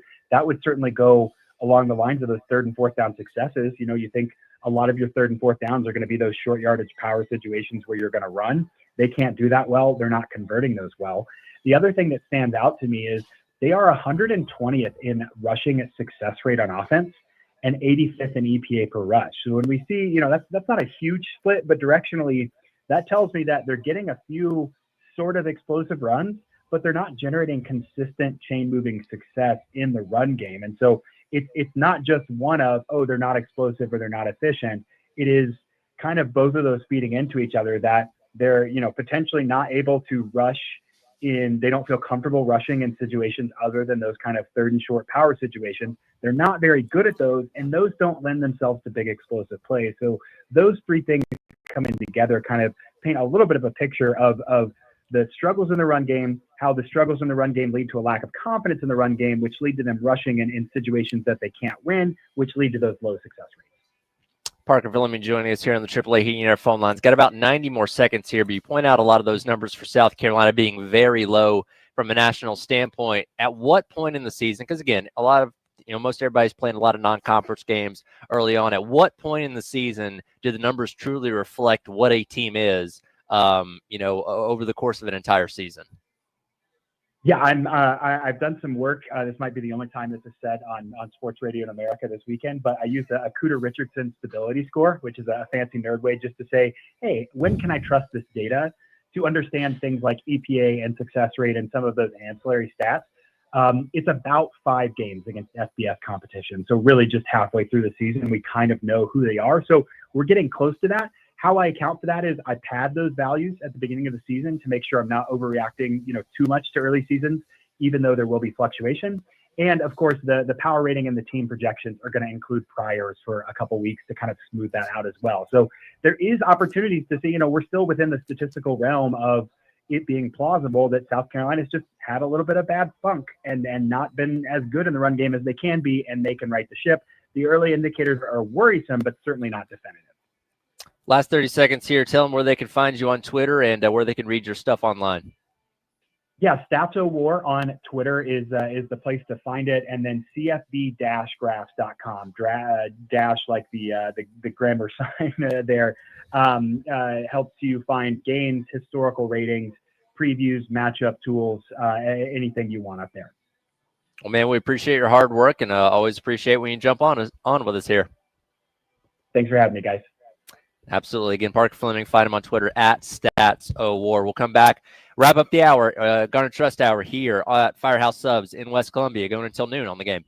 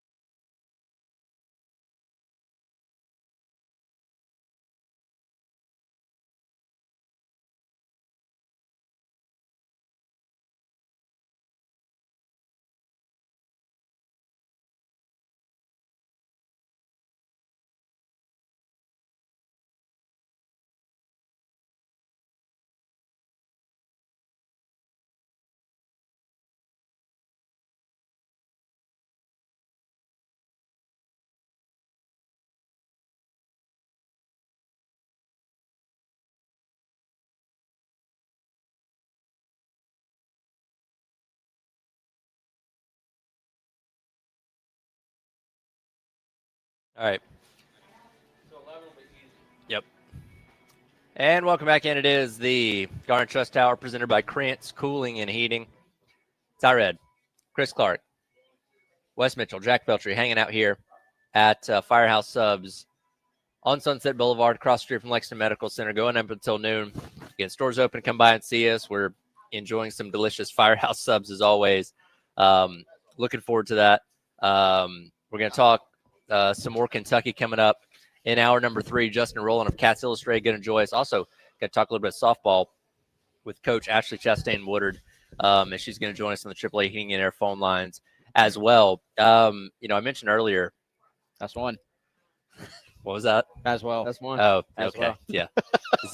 Who is it? Cox by 90 that keeps up with that on Twitter? No. Come on. Properly credit. Proper attribution. Okay. Dave. All right. There's a lot of accounts out there. I think it's Gamecock Dave 69. Okay. Gamecock Dave 69 that keeps up with the as well. Go Cox 69, isn't it? One of those. His name is Dave. We want to make sure we get this right. Gamecock Dave. Shout out to him for keeping up with the Aswells. South Carolina was winning. That's a good point. All right. It's Big Dave is his name. Yep. Yes. GoCock 69 is the @. Okay. But- We've given the proper attribution to who keeps up with the Aswells for Coach Beamer. That's two. When Beamer was dropping those Aswells, Carolina was winning. That's All true. I'm saying. You know what? I'm going to do this next Tuesday, maybe. I'll be like, Shane, look, you guys, if they lose to Kentucky. No. No, Now- I don't know if I'd ask it if they lose. Shane, you guys have struggled lately. When are you bringing back the Aswells? I mean, Dude, they were winning. I was going to say, it could be, you guys would seen Super Troopers, right? Yeah. Where they do the meows. Yeah. Like, can you get 10 meows in? You think he goes in the press line? It's like, how many Aswells? Because it used to be Reillys. Reillys were his thing for a while. Stacked. Now it's the Aswells. I mean, I don't know. But they've diminished significantly. They have. Like we're getting to a point where even in post game, I think it's just because they've been losing. Yeah. Is the fact that there's been press conferences where he just doesn't even say it. Yeah. Like he noticed he said it one time the other day. He's like, oh, That's what we needed to get Parker on was, do you have a correlation between Aswells and press conferences and Carolina's success on the field? I know. Just saying. Yeah, but the facts are out there. Like Wes said, what's the stat? Like when did that happen? When it got called out? Like they're 1-2 now since then. I think it's about right. Yeah. Yeah. And they struggled against SC State. So it's like, Yeah. What was his count the other day? Do we know? I think it was literally one. One. Okay. He brought because he Well, he mentioned called it at the himself beginning. on it. Yeah. well, that's the thing is like when you made somebody aware of something that they're doing, like we all have crutches, even like on here when we Yeah. talk that we all do without even realizing. But you make somebody aware, they try and stop themselves. So I don't know. Maybe we shouldn't have made him aware of the Aswells. Now I'm self-conscious because I feel like Tyler, he's got a list Did he of look at you everybody's. when he said that? No, but he Ev- you could tell he's got. Everybody has their crutches. Oh, Yeah. so you know, commented it. He plead the fifth. I Listen, would like listen, to. I would like to know I- what you think they I- all are. I won't be offended. I have You can my say. own. Early on in my radio career, I said obviously a lot, and I was told not to do that, and I've tried to correct myself since then. What's wrong with saying obviously? I don't know. It was just- Overuse. I was told it was my Overuse. crutch, and I'm like, Yeah. oh, okay. So I became more aware of it. At least you're not using like right? I mean, like Yeah, because those are filler words. You don't want yeah, filler yeah, words. you don't want filler. All right. So Whatever Anyways, Tyler was planning well, on I was- talking about, we Before we got down to the rabbit hole of Aswells, I was bringing up the point that Kentucky will now be on the schedule as they have been every single year as part of the permanent opponents. And I think, as we've said before, this is kind of maybe the closest thing to a rivalry that you have in the conference that, you don't have anything that's looked at the same way like the Iron Bowl is or Georgia, Florida, things like that. But especially over the last couple of years, in light of, Mark Stoops and the sunglasses comment, this game has taken on a little bit more of an edge. And thankfully, Carolina's taken care of business the last handful of years. But there's definitely a rivalry aspect to this matchup between Carolina and Kentucky. ever since the stupid sunglasses became the main talking point, it's really heated up a little bit. And I mean, do we think Beamer and Stoops really like each other? Like, or is that old water under the bridge at this point? Because it's been 2022, so 3 years since that happened. I'm gonna be honest, guys.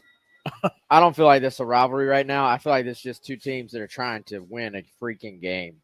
Totally. I don't think Stoops or Beamer are remotely worried about the other from a sense of like, I hate that guy. Let's go beat him. Like I think both sides right now are just like, we got to play better ball. And I do. that was fun. That was like a fun little storyline or whatever. It feels to me like that feels like it was 2 decades ago. It does. In college football years. You know what I'm saying? Mhm. I thought Stoops' comments about Williams-Brice Stadium actually sounded very genuine too. It wasn't just the like, we know it's going to be tough to play on the road. Like it seemed very genuine. I don't know. I think there is respect, but between both guys. I think there are. Yeah. We'll get back into Kentucky coming up in hour number 3. We'll talk to Justin Rowland of Cats Illustrated. Also going to talk with Gamecock softball coach Ashley Chastain Woodard as well. It's all coming up in hour number 3, live from Firehouse Subs here on Sunset Boulevard in West Columbia on your Thursday on the Game.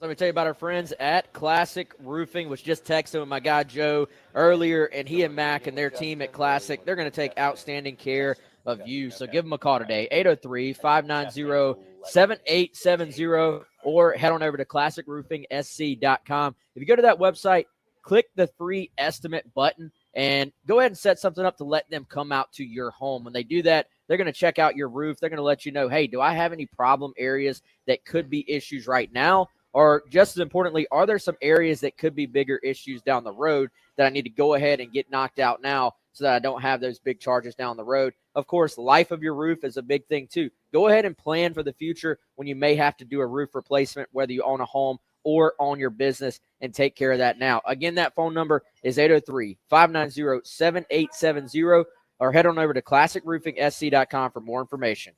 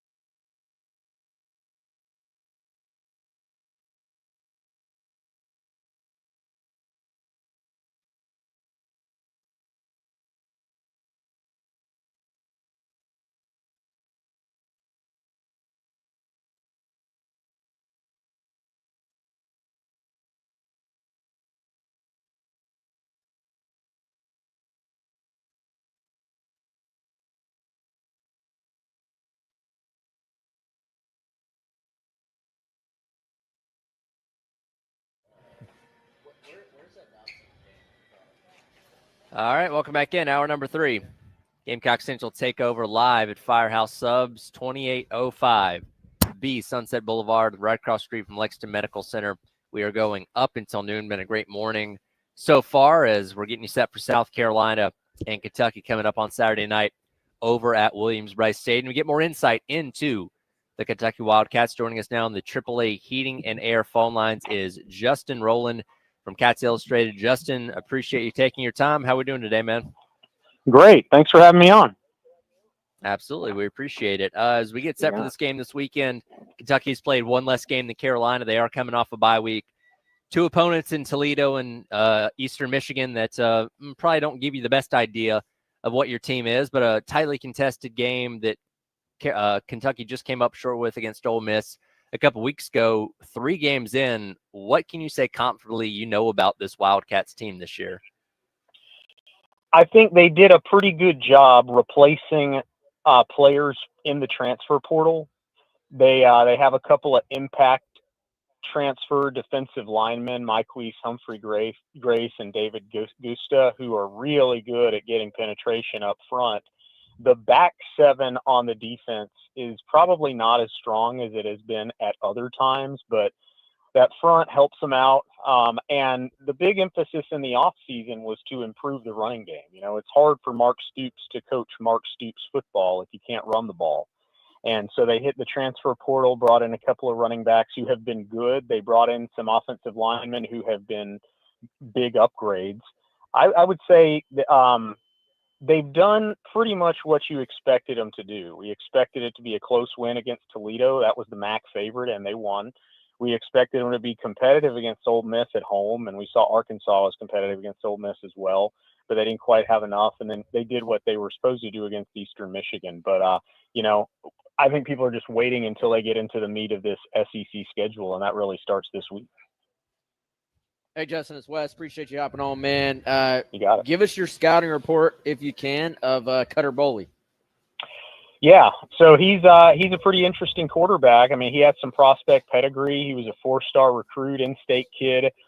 I mean, I honestly felt like I didn't obviously, you know, share this with anybody at the time, but when you watch him play, it's like he would be a really good quarterback for Josh Heupel.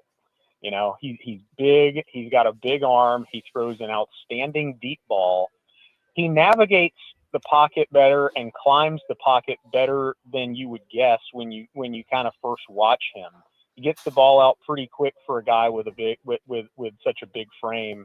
But he has a couple of times maybe trusted his arm too much. You see a lazy throw to the opposite sideline that should be a pick 6, or maybe he doesn't see somebody in zone coverage. And so this game for Cutter, we know he can hit the deep ball, but it's going to be about managing situations. As an inexperienced quarterback on the road, can he keep them in favorable down and distance situations and avoid the negative plays? That's what it's going to be about for Cutter.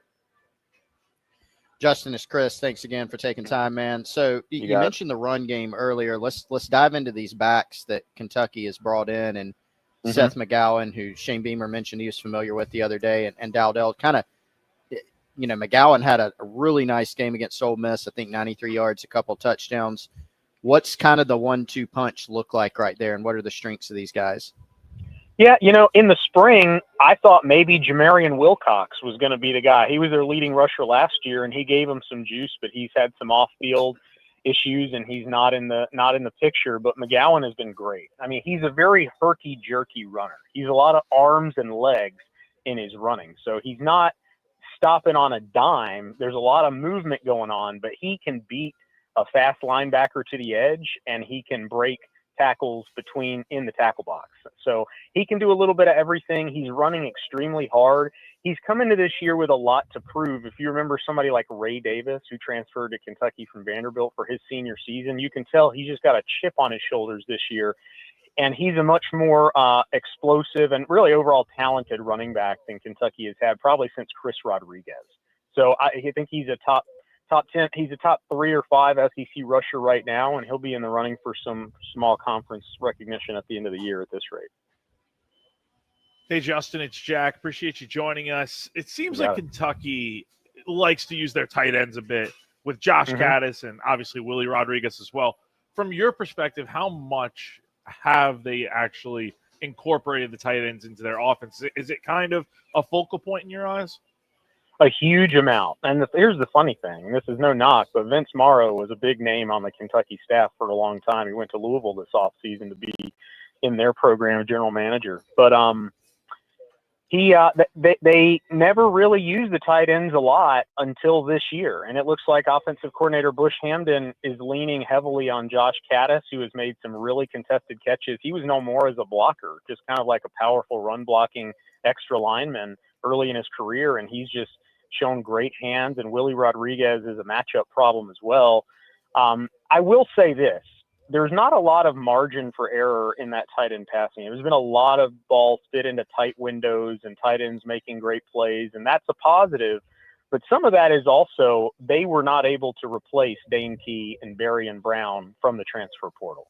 If you're Kentucky, you're going to have a hard time replacing one of those guys as a wide receiver. And they lost two difference makers, two needle movers who are go-to guys in Nebraska and LSU respectively this year. And they brought in like Troy Stellato from Clemson and Kendrick Law from Alabama and J.J. Hester from Oklahoma. But, if a guy didn't have a breakout as a fifth-year senior at one of those football factories, what are the odds he's going to be a needle mover at Kentucky in a one-and-done kind of contract year? And we've seen that they've just had to lean more on the tight ends this year. Again, talking to Justin Rowland of Cats Illustrated here on the AAA Heating and Air phone lines, previewing the Kentucky Wildcats ahead of Saturday's matchup with South Carolina. You mentioned Bush Hamden there a moment ago, and I think it's interesting because we've had our own conversations plenty in the first couple weeks of the relationship between the fan base and Mike Shula to start the season. It seems like Kentucky fans are none too pleased with year number 2 of Bush Hamden and how things have started off so far. Is that a fair assessment? Yeah. Well, there's been all kinds of problems. I mean, there's been problems getting the ball snapped coming out of a timeout, operational issues in the 2-minute offense trying to score before halftime. When the passing game is what you would expect from a Mark Stoops passing game. Teams have a scarcity of time and attention and playbook retention and all these things. And Stoops wants to be able to run the ball, control the clock, set your defense up well with complementary football. And the passing game is simply kind of a victim of that. You probably have a similar dynamic at Iowa where the way that you build your team, the way that you want to construct to win, it's not going to be a perfectly balanced approach. And that just makes it hard to throw the ball at Kentucky. I feel like Liam Cohen, taking off so much in the NFL right before Bush Hamden gets there probably shines the spotlight a little bit more on some of the deficiencies, because before that it was like, well, maybe Stoops is the issue and maybe it's not the offensive coordinator. I think Stoops is definitely a part of it, but you contrast what Cohen did with limited resources with Hamden, and it has definitely been a step down so far.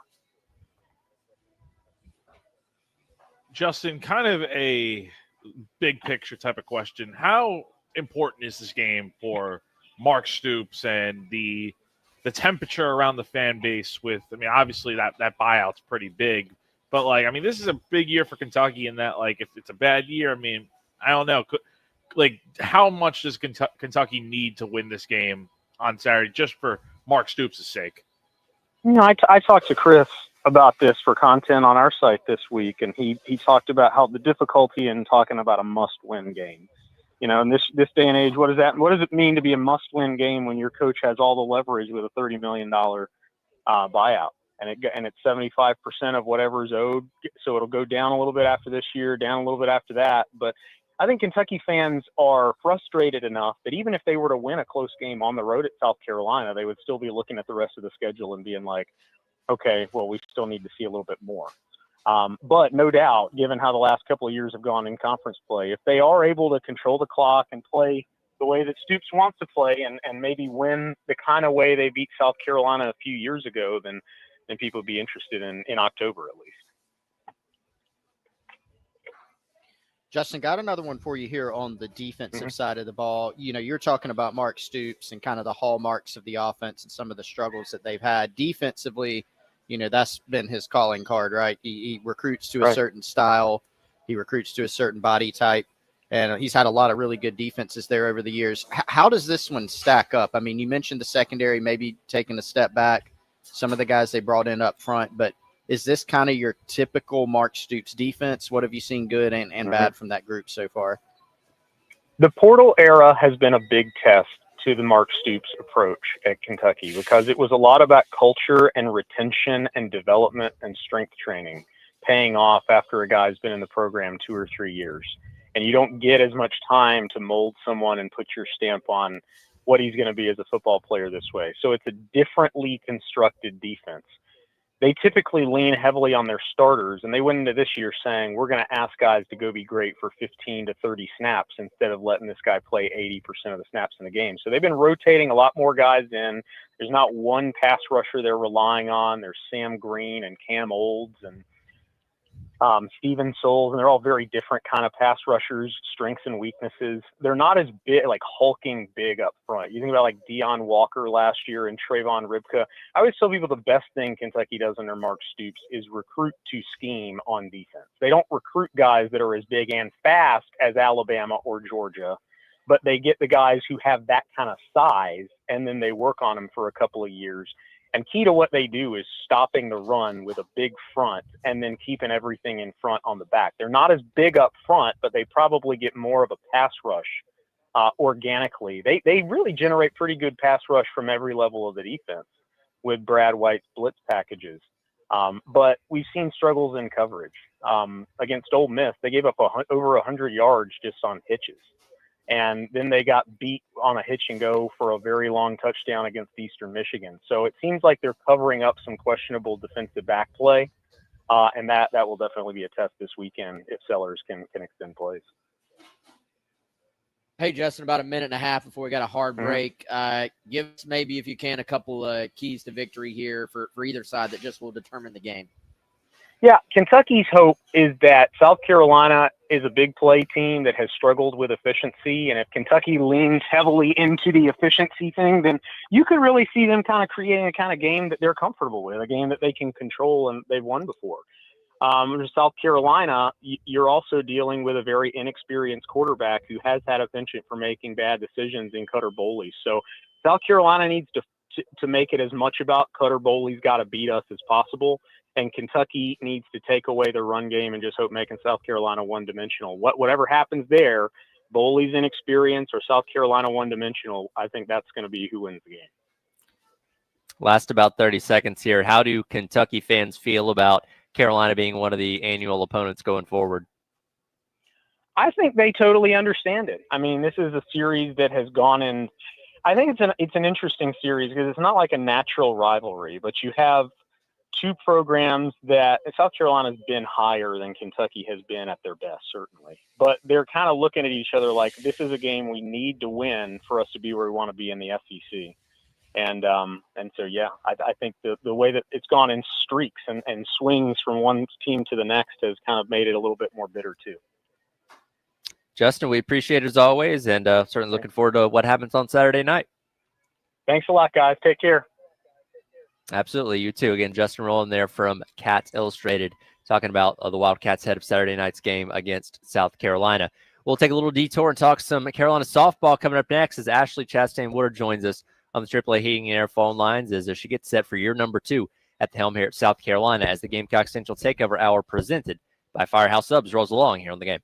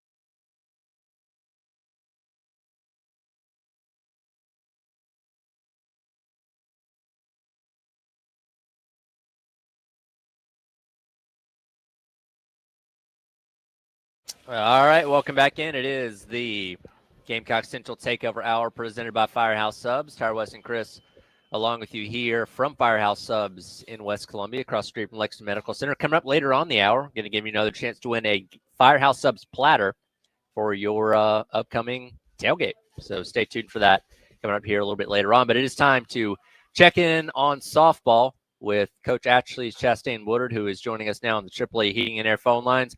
Coach, it's been a while since we've talked to you. Hopefully the summer's been good. How are we doing today? I'm doing great. How are you guys doing? Doing well. Appreciate you joining us as always. Obviously, last year was a lot of fun following your team, the success that y'all had, and obviously when you don't win the championship overall, it's obviously going to be a level of disappointment as you go into the off season. But how have things been in the months since, as you kind of marinate on what was a very successful first year overall? Yeah, well, we had a fantastic season and obviously a pretty heartbreak finish there in the Super Regional here at Beckham. And, just the feeling and the taste in your mouth of being one out away from the World Series and not being able to get the job done. I have to believe that experience and everything that we went throughout that season is just laying the foundation of a lot of success to come. And, the lessons learned and the experiences that you want to pass to the new players. And there's a ton of excitement within the program right now. There's a ton of excitement about the new faces that we have, and we have a lot of new faces. I think the transfer portal window for us was already open when season was ending last semester. So we were actively recruiting players from the portal, and making sure that we built the roster up in the off season in the summer.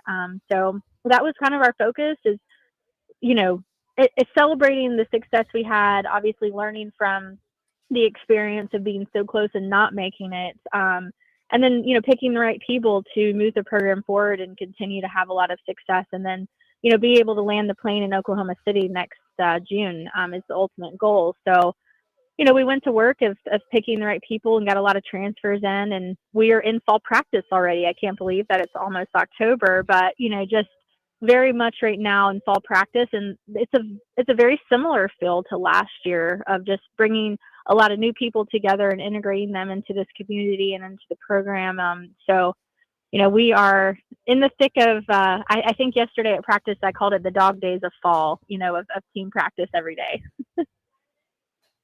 Hey, Coach, it's Wes. Appreciate you coming on as always. Got to imagine one of your keys to the season and probably goals for the fall is to start to try to figure out, what it's going to look like at shortstop and third base, the experience you guys are going to have to replace there.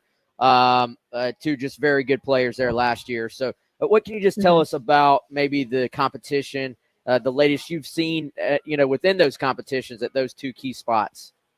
Yeah, I definitely think that's the biggest question mark for us is of the figuring the left side of the infield out. We're fortunate enough to return the right side with Shelton and Rhodey. So their veteran experience and their leadership with also Lexi Winters behind the plate, I think is aiding in the fact that we lost Ella Chansey and Brooke Blankenship. So far, the shortstop position is really competitive, and I think it's just an absolute battle. We have two great players that are competing for that spot right now, which is sophomore transfer Tate Davis from Ole Miss, who is a really great player out of high school. She has a cannon of an arm. She has a ton of range. She just doesn't have a ton of experience playing the position at this level yet. She's from South Carolina up in Greer. Both of her parents went to law school here at Carolina, so she's a Gamecock and always has been. So I think Tate Davis is a face that people are really going to attach to and really just love in the program. And she's a ball player. She takes her training really serious, and I've really enjoyed watching her just kind of integrate into our system and our program. And she's competing really well at the spot. We played PC this past Sunday in a fall exhibition, and I really liked what I saw from her. And then the other player is returning sophomore Shay Anderson, who did not get a lot of experience playing the spot last year because of Brooke's talent and being a senior. But she did step into the role, and she started against, I believe it was Texas Tech, our bye weekend last year. Shay Anderson played that spot all weekend because Brooke was out with an injury for a few games. So, Shay doesn't have a ton of experience at the spot, but we do know she can play the position at a really high level. She's from the West Coast. was in the program last year and played a role, but, wasn't an everyday player for us. So I think she's really hungry to win the spot. And the two of them are just fantastic. They push each other. There's a lot of competition going on there. But if you come to the field and watch us practice, watch a scrimmage or a fall game, you're going to see both of them, Tate Davis and Shay Anderson, really going after the position. Both having a lot of success right now offensively, which is obviously a big piece of the puzzle. Third base, we've got several people over there right now. We've got long-term veteran in the program in Gamecock, Natalie Heath, who was really an offensive player for us last year, but she's gotten better and better defensively. And we brought in Alyssa Havermill from Florida, who is from the West Coast, really highly recruited out of high school, went to Florida this past year, dealt with some injury. She's healthy now and is doing really well. I think she made some great plays at third base against PC on Sunday and is doing really well practice every day. She, Lou we call her Lou, that's her nickname. But Lou's got just a really good presence about her. She's calm. She's kind of collected. She's got really great communication skills in that position and has a really quick transfer. I don't think her arm is quite as strong as we want it to be, maybe in the future, or maybe as an Ella Chansey, but her transfer is really quick and she's really accurate. So that's going to play for the position. And then we also have Sage Scarmardo, who is a transfer from Purdue, who has a lot of experience playing the position at the Power 4 level. She's from Texas and is just, a great player for the program and someone that's going to compete for the spot. So we've got a lot of players over there right now that are just getting a ton of reps, and, it's really competitive at practice. Coach Chris here. Thanks for taking time to join us today. Couple more minutes here before we got to hit a break. I know you can't go into specifics with unsigned players, but some things are happening in recruiting, obviously. How are you feeling just generally about how things are going on the trail right now? Things are going really well for us. We're very much focused right now on high school recruiting. That's the fall for us. We've had contact with the 27 class now. We've gotten 8 2027 commits in the past month. Most of those, actually all of those 8 commits have been on campus, spent the weekends with us, been to the football experience, which is unlike any other. When they step into Williams-Brice, I think their heart just falls in love with South Carolina. So we've had a lot of really great experience. We've committed a lot of 4-stars, and even I think we committed 1 3-star so far. But she's just, I think, going to have a really high ceiling, and she's from the Midwest. So really excited about it. We've got a couple of really good arms in that class, a couple of left-handed arms, which we desperately need on our staff moving forward. And so really excited about it. And we're in the hunt right now, in the conversations with some of the top prospects in the country, really competitive. We're competing against a lot of really just championship programs in our league, outside of our league, with for the same players. And I like our chances on some of those, some local talent, some talent from different parts of the country. So I've been really pleased. I think our success caught attention, and it's really faring well for us in this recruiting season. Got about another minute here, Ashley. It's Jack, by the way. Thanks for joining us. I remember last year, Ari Rhodey talked about how there was a player-led meeting that changed everything for you guys in the fall. What have you noticed so far early on about this group and the way they've been able to kind of mesh together? Yeah, I like what I see so far. I mean, we're still very early in the fall. We are week 2 of team practice. So, we've got a lot of inter squads and a lot of games and a lot of just experience in front of us. We're going on a fall retreat here in a couple weeks, and just a lot more time to be spent. But I can tell you, I really enjoy being around this group. I think we've got great leadership in Lexi Winters and Ari Rhodey, Quincy Lelio, and even Carly Shelton. If you show up to our practices, you're going to start to hear Carly Shelton's voice more than you have in the past. I think they're really taking on those leadership veterans roles. And we believe player-led teams are always more successful than, it just always coming from the coaching staff. So I think they're bonding really well. They all seem really happy. They're all really healthy right now. We haven't faced a ton of adversity, which is always the true test of what you've built and the foundation that you have. But I really enjoy this group. And, I think that's saying a lot, because we lost a lot of really great talent and a lot of really great players that I had coached for many years in the past. So, I've been really pleased, and my heart, I think, is very full with joy of just, the players that we brought in and what we're creating right now in the off season. Coach, we appreciate it as always. I know it seems like the season's a long way away for a lot of us, but I think we'll blink and it'll be here before we know it. And certainly wish you guys the best of luck in the fall, and can't wait to see year number 2 coming up in the spring. Well, thank you so much. I appreciate it. And yeah, we've got a lot of scrimmages and games coming up. So if anyone wants to come to Beckham, the gates are open. We'd love for you to come check out the new team. Absolutely. Again, Ashley Chastain wanted joining us on the AAA Heating and Air phone lines. We'll come back, continue on with the Gamecock Central Takeover Hour presented by Firehouse Subs on your Thursday here on the game.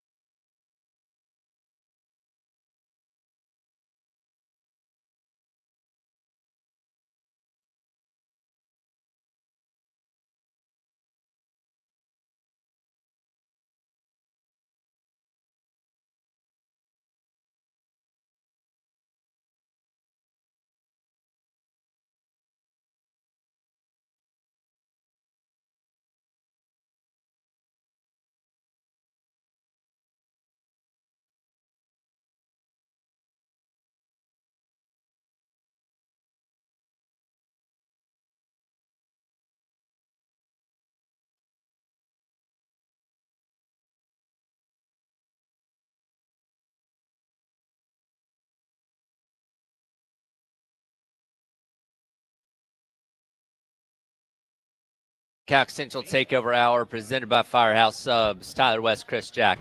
We're live at Firehouse Subs here on Sunset Boulevard in West Columbia, right across the street from Lexington Medical Center. And we got a home game this upcoming weekend. And when we have home games, we give away Firehouse Subs tailgating platters. And it's time to do that right now. Caller number 4 at 803-404-6100. Win yourself this week's Firehouse Subs tailgating platter. Captain Dave standing by to take your call for that. Again, caller number 4 at 803-404-6100. Win this week's Firehouse Subs tailgating platter. I like to do this on Thursday before games, taking a rewind look at what happened the last time these two opponents played each other. That goes all the way back to week number 2 last year, where Carolina went on the road to Lexington. And it's so funny because both of these programs, how they felt coming off their week 1 games couldn't have been more different, and how they felt coming away from week 2 could have been more different. Of course, Kentucky had their 31-0 win over Southern Miss in like 2.5 quarters because of some weather in week 1. Brock Vandegrift looked great in that game. They were thinking they were on their way to a great season and maybe a fringe playoff contender. Carolina struggled against Old Dominion the week before that. And then Carolina goes in there, handles business, beats Kentucky by 25, and it was all downhill there from Kentucky, and it was all uphill there from South Carolina. This game really changed the narrative of both teams that early in the season. I remember being there in Lexington last year for that game. And if you guys remember, I think Lenore's Sellers was credited with 22 carries, I think, against Old Dominion. That was the main talking point after that first game, where like Sellers' first instinct was to run, which obviously, a year later now, it's like he's more of a passing type of quarterback right now, you could say. So that was the narrative going into week 2. It was like, okay, how's he going to fix this? Is he going to get more comfortable in the pocket? And I'll never forget that open throw he had to Mazio Bennett, where he rolls out to the left and he just dumps it off to Mazio for a wide open touchdown. That changed the complexion of that game. Funny enough, that was the last time we saw Lenoris wearing the goggles. So, that's right. I mean, just a very good performance. And as Shane said the other day, it was a 10-6 game in the third quarter before everything just kind of fell on its face and South Carolina was able to win in blowout fashion. Yeah, it was a huge difference, like you said, Tyler, from week 1 to week 2, like flipping things on its head. And, South Carolina eventually dominated that Kentucky game, 31-6, but it took a while. And largely on the strength of some big plays on offense and then Carolina's defense. I mean, they just completely – I saw the guys at KSR kind of did a little bit of a retrospective of last year's game and how Carolina's defensive front just completely overwhelmed Kentucky. We all remember the clips that were going around of Dylan Stewart and, in game 2 and Kentucky's throwing 2-3 guys at him and it didn't matter. It's just a complete domination. But even for South Carolina coming out of that game going, all right, we're lucky to have not fumbled a couple more times because the ball was on the ground. In that game, Carolina got a defensive score. You felt not great about the offense, but it did give you some glimpses of, okay, this defense could really potentially be special, and it ended up being a really good defense. It kind of wiped the sour taste out of your mouth after a win, but a very ugly week 1 win. And for Kentucky, it really kind of killed off there. Y'all remember, I mean, we poked fun at it, before the season. They thought pretty highly of themselves. And that you mentioned Mazio Bennett a moment ago there, Jack. 3 catches for 63 yards in that long touchdown a season ago. And that, again, was only his second ever game in college, and that kind of, I think, set the tone for what was a very strong freshman year for him. As we kind of saw him emerge really in that game. It's kind of the coming out party because he had a couple catches against Old Dominion, but he really stood out in that game last year in week number 2 against Kentucky. He did, and I think people are wondering, where's Mazio Bennett so far this season? He didn't record any catches. I mean, he had the one target on the deep ball that was a busted coverage against Missouri. That, guys, I mean, I'll continue to say, I think it should have been a better throw from Lenoris. I know he had a guy in his face, but the throw's got to be there so Mazio doesn't have to dive, because otherwise he's scoring on that play. It's been very quiet for him so far. You hope he can get involved in the offense sooner rather than later, because Carolina's going to need him to be successful out there. Well, I think, guys, it's twofold. So, one, you really just were there was not a lot going in the passing game anyway. The first couple of games, you have not been able to stay on the field. I tell people, hey, the only way to get a lot of these people involved and to put up big stats, you have to have some level of efficiency to where you're able to stay on the field and you're able to have 75, 80 plays of offense. If you're going to have 50 plays of offense, then there's really only room for maybe one guy in the passing game to have a big game. This past week, that was Dre Jacobs with a little bit of Brian Rowe. And that was a game where, they weren't able to stay on the field a ton from an efficiency standpoint, but you did throw the football 28 times, or you actually got the ball out 28 times. You dropped back even more than that. So there were some opportunities to spread the ball around.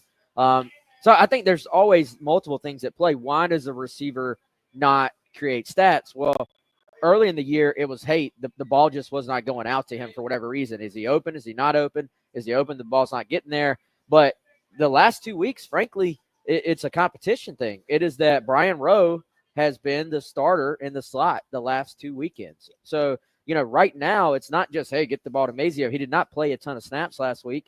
Would have been a huge play if they would have connected on that. But there's been a concerted effort to get Brian Rowe the football, and he has played well. So that's the reason right now is that any stat Rowe has is a stat, the way they're aligning the guys, any stat that Rowe has is a stat that Mazio does not have because they're playing the same wide receiver position in the slot. And that goes back to what Beamer even said, earlier on this week when he was asked about it. Hey, there's no position where there isn't some kind of competition going on right now. And when you're having the struggles you're having on offense, what you did last year doesn't necessarily translate over to what's happening this year. And they feel like if Brian Rowe gives them a better opportunity out of that slot, which so far this year, that seems to be the case, then he's going to continue to play there. So Mazio Bennett's going to have to take a step forward in some kind of level if he wants to get himself on the field more and make a bigger impact. Yeah, I mean, we knew that there was going to be, we've heard that for some time, that remember 5 of the 6 freshmen from the 2025 class enrolled during spring ball, and it didn't take long to start hearing that those guys were pushing the veterans and that the veterans were pushing the freshmen who wanted to see the field. And I think, it's not a surprise that we've seen Rowe and then Murph, who got here in the summer. Dre Jacobs has been the returner that I think has done some really good things. We've seen obviously some glimpses from Harbor too. So we've seen some of those young guys, and I think, they're earning it. The passing game is still a work in progress. It was their best game. That's the thing. They had 300 yards, some big plays, had a couple misfires in the passing game for various reasons, some plays that they left on the field, some big plays. But those guys are talented too. And I think they'll continue to come along and get better. They're still in year 1, game 5 now. Absolutely. We'll come back. We'll wrap up the day. It is the Gamecock Central Takeover Hour presented by Firehouse Subs at Firehouse Subs here in West Columbia, across the street from Lexington Medical Center, going up until noon here on the game.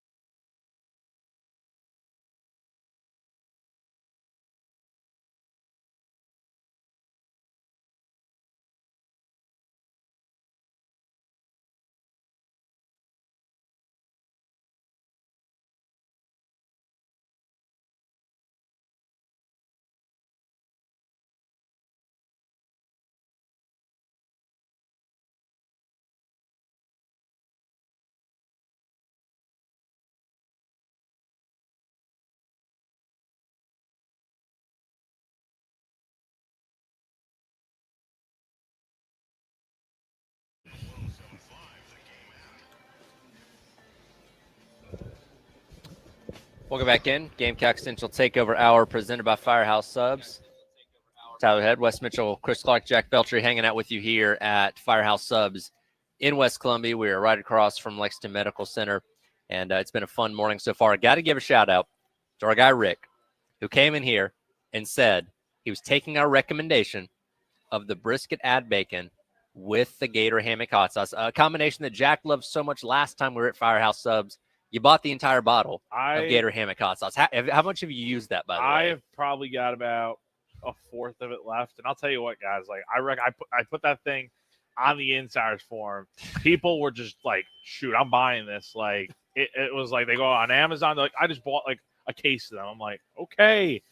See, I'm not the only person that's crazy about that hot sauce. It's legit. And Rick gave us the thumbs up of approval that he likes the combination too. Heck, like he's yeah. enjoying it. He's enjoying it. He's stuffing his face right Yeah. now. But so brisket add bacon, Mhm.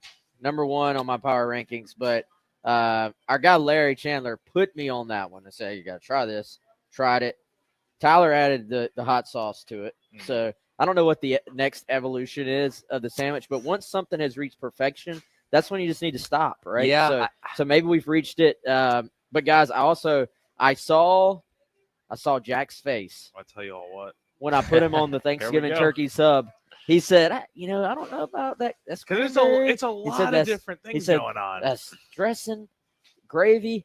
I could tell he was a Something. little bit uncertain about it. And then I saw his face as he took the Yeah. first bite, Here, and I said, he's hooked. He became enlightened. Yes. the official review.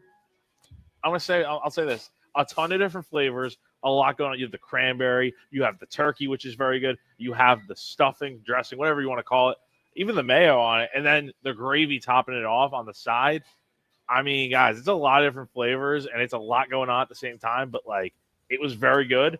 I would probably give that like a 9.5 out of 10. Like, it was legit. And we've had it the past couple of years in its original form, but now they've added the gravy to it, which you get on the side. And, you can add as much or as little as you want, and that really does take it to another level. And again, that's the gravy's part of the Thanksgiving experience too. And you heat that up the next day with all the stuff that you put on the sandwich, and quite literally, it feels like Black Friday as we're eating it because it has all those Thanksgiving flavors mixed in there. And I mean, what's today's date? The 25th. You can get this thing for what base? I don't know how long they would have it for. It's gonna be around for a bit. I think it's 2 months. I feel like it's coming a little bit earlier than it has in the past couple of years. So Thanksgiving's like 2 months away from now. You'll get to experience it for a while, and you can also pair it with their mac and cheese they have as well. They have that on the sign out here up front. Yeah. So Did not get to try that today, if you want a good lunch that's going to put you to sleep, take a little nap afterwards, I feel like you've got the right combination. Yeah, order this thing when you maybe you have a day off. Yeah. Like a Sunday watching football. I don't know how productive you're going to be after that eating it. tryptophan and the turkey will catch you quick. But boys, speaking of, maybe you get it this Saturday. We got a Saturday ahead. It'll be fun, man. There are some Yes, we games. do. Yeah, once again you have that thing that keeps happening where some of these national games are pretty much at the same time as the South Carolina game, which is the one maybe complaint. But you got Ole Miss and LSU. That'll be a midday game. So that one's an opportunity. What are you laughing at, Tyler? Is this the first time an opposing player's been dating the opposing coach's daughter while the game is happening? That is wild. I don't know. I can't say if it officially is the first time, but they launched it on the week of the game too. Hard launching. That's the term. Hard launching. Well, very hard launch. I didn't want to use the term, but okay. And I mean, I don't know. That's crazy to me. You know what is equally as crazy is that Ole Miss is actually favored by a little bit in this game. So you're surprised by that? I mean, LSU's offense hasn't shown us enough what we thought we would see out of it in the first handful of games. Tell Brian Kelly that. I know. Hey, he might be listening. They won the game. They ran the ball effectively at the end, and they converted the final third down. That's all he needed to see. But how have they not run the ball? I don't know. That's like last year didn't run the ball. This year so far, and so y'all know Cole Kubelik is. I follow all of his stuff. His big thing last year, because he watches the actual game tape of every SEC game. He said, "Don't tell me they can't run the ball. they don't run the ball. Like they are not committed to it. Like they do not sit there and say we are going to commit to the run. But there's got to be at this point a little bit of just can't in there as well. And last year they had an all NFL offensive line, and it wasn't a part of their MO apparently. No, and they've got. I mean, I feel like what's the kid's name? I always miss Caden. Lacey. No. Durham. Caden Durham. Yeah. Lacey's with. Is he at Ole Miss now? No. You're thinking of the running back, Kawan. That's right. Yeah, Caden Durham. I mean, he's a very capable back. I think it is a little bit odd, and something's been a little bit off. You know, they came in not just the run game, their offense in general. They came in with Garrett Nussmeier, who, you know, getting Heisman buzz, and maybe, you know, if they go throughout the year and they're very successful and he plays a little bit better and the offense is more productive than it has been, you know, maybe that ends up being the case, but it just hasn't quite like you would expect. So I'm fascinated by that. A bunch of other games too. Wes, you pointed out earlier with Jack's picks, or maybe Jack, you pointed out that line is very small in the Ohio State Washington game. Mm-hmm. I mean, Wes 7.5 at Washington, by the way. Very interesting. Which line leads me into a question for everyone here. I'll give my answer too. What's like the one upset pick of the week here? Because I feel like we're gonna get one somewhere. For me, I'm looking at Mississippi State to keep it rolling. Like I honestly think they could beat Tennessee. It's a 4-15 game. Oh, okay, go ahead. No, I just want to ask: does that mean you're going to pick it in the pick 'em? Like, are you putting your money where your mouth is and picking the upset? You're darn right. I picked Mississippi State to beat Arizona State when everyone was like picking Arizona State. Me and Elijah. I'll never forget that in the press box watching like that game. I'm just like, let's go. Yeah, I wasn't quite bold enough to pick Mississippi State. If they prove this against Tennessee this weekend, they'll become a more popular pick for me going forward. I can guarantee you that. So yes, I will be picking Mississippi State. I always put my money where my mouth is. Okay, all right, just bold takes here, hot takes. There's another one. Jack's hot takes. Hot takes, man. Fun time as always at a Firehouse Subs. Appreciate Larry Chandler and everyone for allowing us to be out here. Coming next is the halftime show as your Thursday rolls along here on the game.